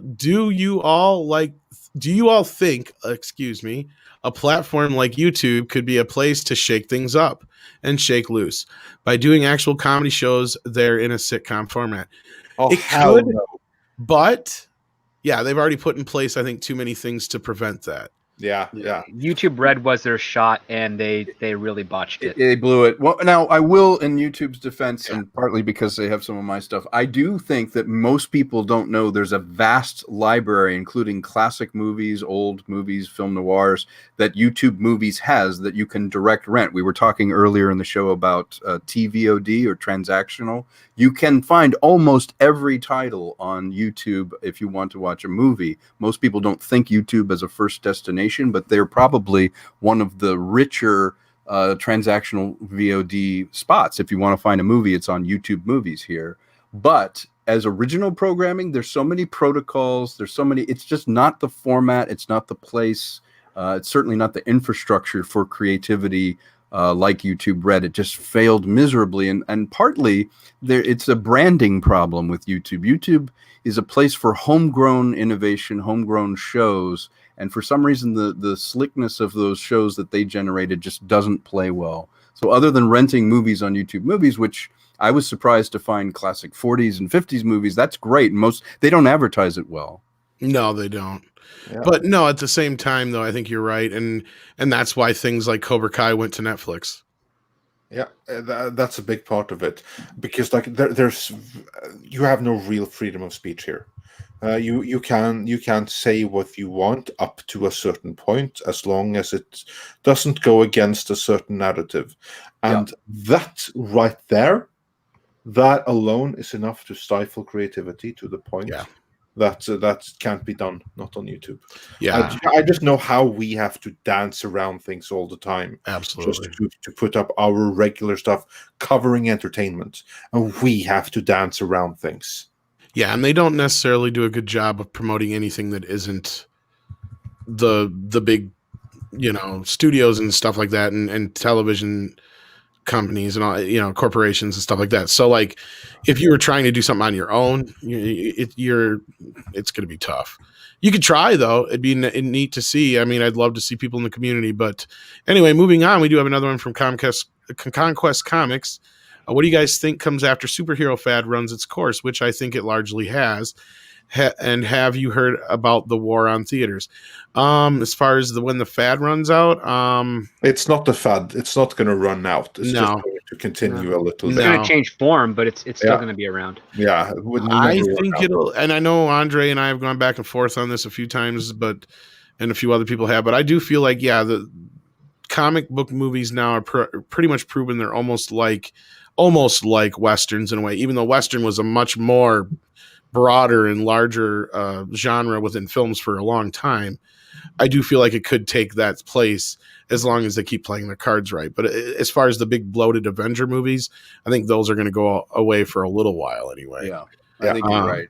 And also by comics, it's a very broad thing. I mean, Road to Perdition was based on a comic graphic novel. There's a deep bench on a lot of creativity. The outlet, it takes the barriers to entry to write a comic and do a comic series are a lot lower, and that's where a lot of good ideas are going. And as long as there's a way to make a living doing comics, those ideas are going to filter up, from graphic novels to movies. It's a natural progression because it's visual and it's storytelling. Yeah, that's exactly right. Like, it's not a fad. It's a genre within a genre. That's what comic movies are. Yeah. And moving on, Raging Golden Eagle says, didn't Uwe Boll make his money exploiting German tax laws? The movie sure didn't make any profit. Well, he did. It's not just German tax incentives. It was also like German funding. German funding and Canadian tax incentives. He shot a lot of that stuff in British Columbia. And when those things were shut down, you know what happened? He wasn't able to make nearly as many movies. And you better be careful what you say about Uwe Boll, because he might show up at your fucking house. Yeah, he might go and show it and beat you up. He's older now. I could take him. I'm just saying, like, that's the last thing I need is, hey, I'm Uwe Boll. You were talking shit about my movie? And that's all I fucking need. Yeah, milk yourself. He's not going away. But the thing is that he's actually made some good movies. Once in a Blue Moon. I can't take shit away from him. Yeah, like, he's done his own thing, man. I mean, yeah. You got to respect the guy. Yeah, it sucked if you liked his the movies that were based on like games that you liked. Then that kind of sucks for you. But like his original stuff, like especially the robbery thing, like the armed robber shoot 'em up kind of like thing. I forgot the name. I can't think of what it's called now, but I know what you're talking about. Yeah, that was. Was it Postal? No, No, that was also based off a video I game. love Postal. I will defend Postal to the death. Basically. I love that movie. Yeah, but no, that's not the one. It's like Armored or Panzer or something. Anyway, Rampage. Yes, Rampage. Garcia. Rampage. Yeah. It's a fantastic. Yeah, Mega Kurgan also had it. That's a fantastic freaking movie. That's right. That was 2016, something Well, like and that. Sebastian says the only Uwe Boll movie is only good when you're drunk. Well, that's ironic because he was probably drunk when he made them all. No, I'm just kidding. I love his humor though. Like the best part of Postal is when he's playing himself and he's talking Yes. about the funding of the movies. Yeah, I thought that was great. Yeah. I haven't That seen one it. had but- Dave Foley in it too, right? From It did. Kids in the It's Hall? Zach Ward and Dave Foley, and Oh, it yeah. actually is a very self-reflexive film. Yeah. Yeah, I haven't seen it, but I just love seeing like his interviews or when he's just doing like videos and going off on shit. He's like the Gary Busey of directors. It's amazing. Yeah. It's like, I'll come to your house and I'll fuck you up. You ever tasted what tiger blood tastes like? I'll make sure you do. Yeah. No, that's a brilliant thing. So yeah, well, That was me doing Gary Busey, obviously not. Yeah. Uwe Boll. obviously, Obviously, you don't want him he's showing more his like me, if anything. But, and to anyone wondering in the chat, no, a different Rampage. Has nothing to do with any. Yeah, a different Rampage. The other It's a Rampage. movie that just has to be seen. It's a very hard hitting movie. So I think it's a brilliant one, and the reviews about it are wrong. But with that, I would like to say thank you to Tom Konkle. Yeah. Yes, and same with Script Doctor. Thank you. Konkle, you I have love being on the show. we love having you on, and you have quite a few awesome things. Like, for instance, Trouble is My Business is the movie to check out from you, first and foremost. And that is on YouTube, isn't it? Yes, it is. It's available on YouTube Movies right here. You can check it out. Yeah, we're going to put that in the chat. We're going to put it in Thank you. the description. So everyone go check out Tom's movie. And I have a Christmas thing called The Haunting of Ebenezer Scrooge, which I will be releasing on multiple platforms in the next week. And it's kind of a Monty Python take on Dickens' A Christmas Carol. It's a lot of fun. That sounds awesome, and we'll be putting that in the description there as well. Yeah, we have it there on Instagram. It's the link to go to there. It's on Instagram video. Mm-hmm. Absolutely. So check those. If I could things type, out. Yeah. And we'd also like to thank Script Doctor for joining us. Always a blast to have you on. Yeah, thanks again for having me. It's always wonderful talking to you guys, and of course with Tom Konkle. We have some Thank good you. laughs. Yeah, I enjoy it. I've read some of your work. It's fantastic. I wish you all the best with your writing, and I'd love to work on something with you. Well, one day I'm pretty sure something can happen. Absolutely, I would love that. Yeah, maybe a Midnight's Edge co-production, and I'm only half joking. We have to talk. Yeah, absolutely. Absolutely. Get All Gary right. T involved. Yeah. Yeah. Gary. Oh yeah. Yeah, whenever I come on, I notice someone in the chat always goes, "Hey, you're bringing on Gary now?" I'm like, "What is this?" All I know is I want to make a monster movie like Gremlins. So There you are. Gary's your guy. I've worked with Gary before. He's fantastic. I love his opinions too. He's just a great guy. Yeah, Gary is awesome. So yeah, and if you haven't seen his recent announcement, do check that out. Yeah, indeed. He announced his next movie on Midnight's Edge. So check out the video we posted yesterday. So if you are afraid of clowns, or you think that clowns are at all freaky, and that's going to be the movie for you, I'm pretty certain. There you go. All right. Well, thanks again, Tom, and thanks, Script, of course, as always. And I want to thank all you out there for listening and joining us here on Midnight's Edge in the morning. We'll see you back here again on Friday. Take care, everybody, and take care of each other.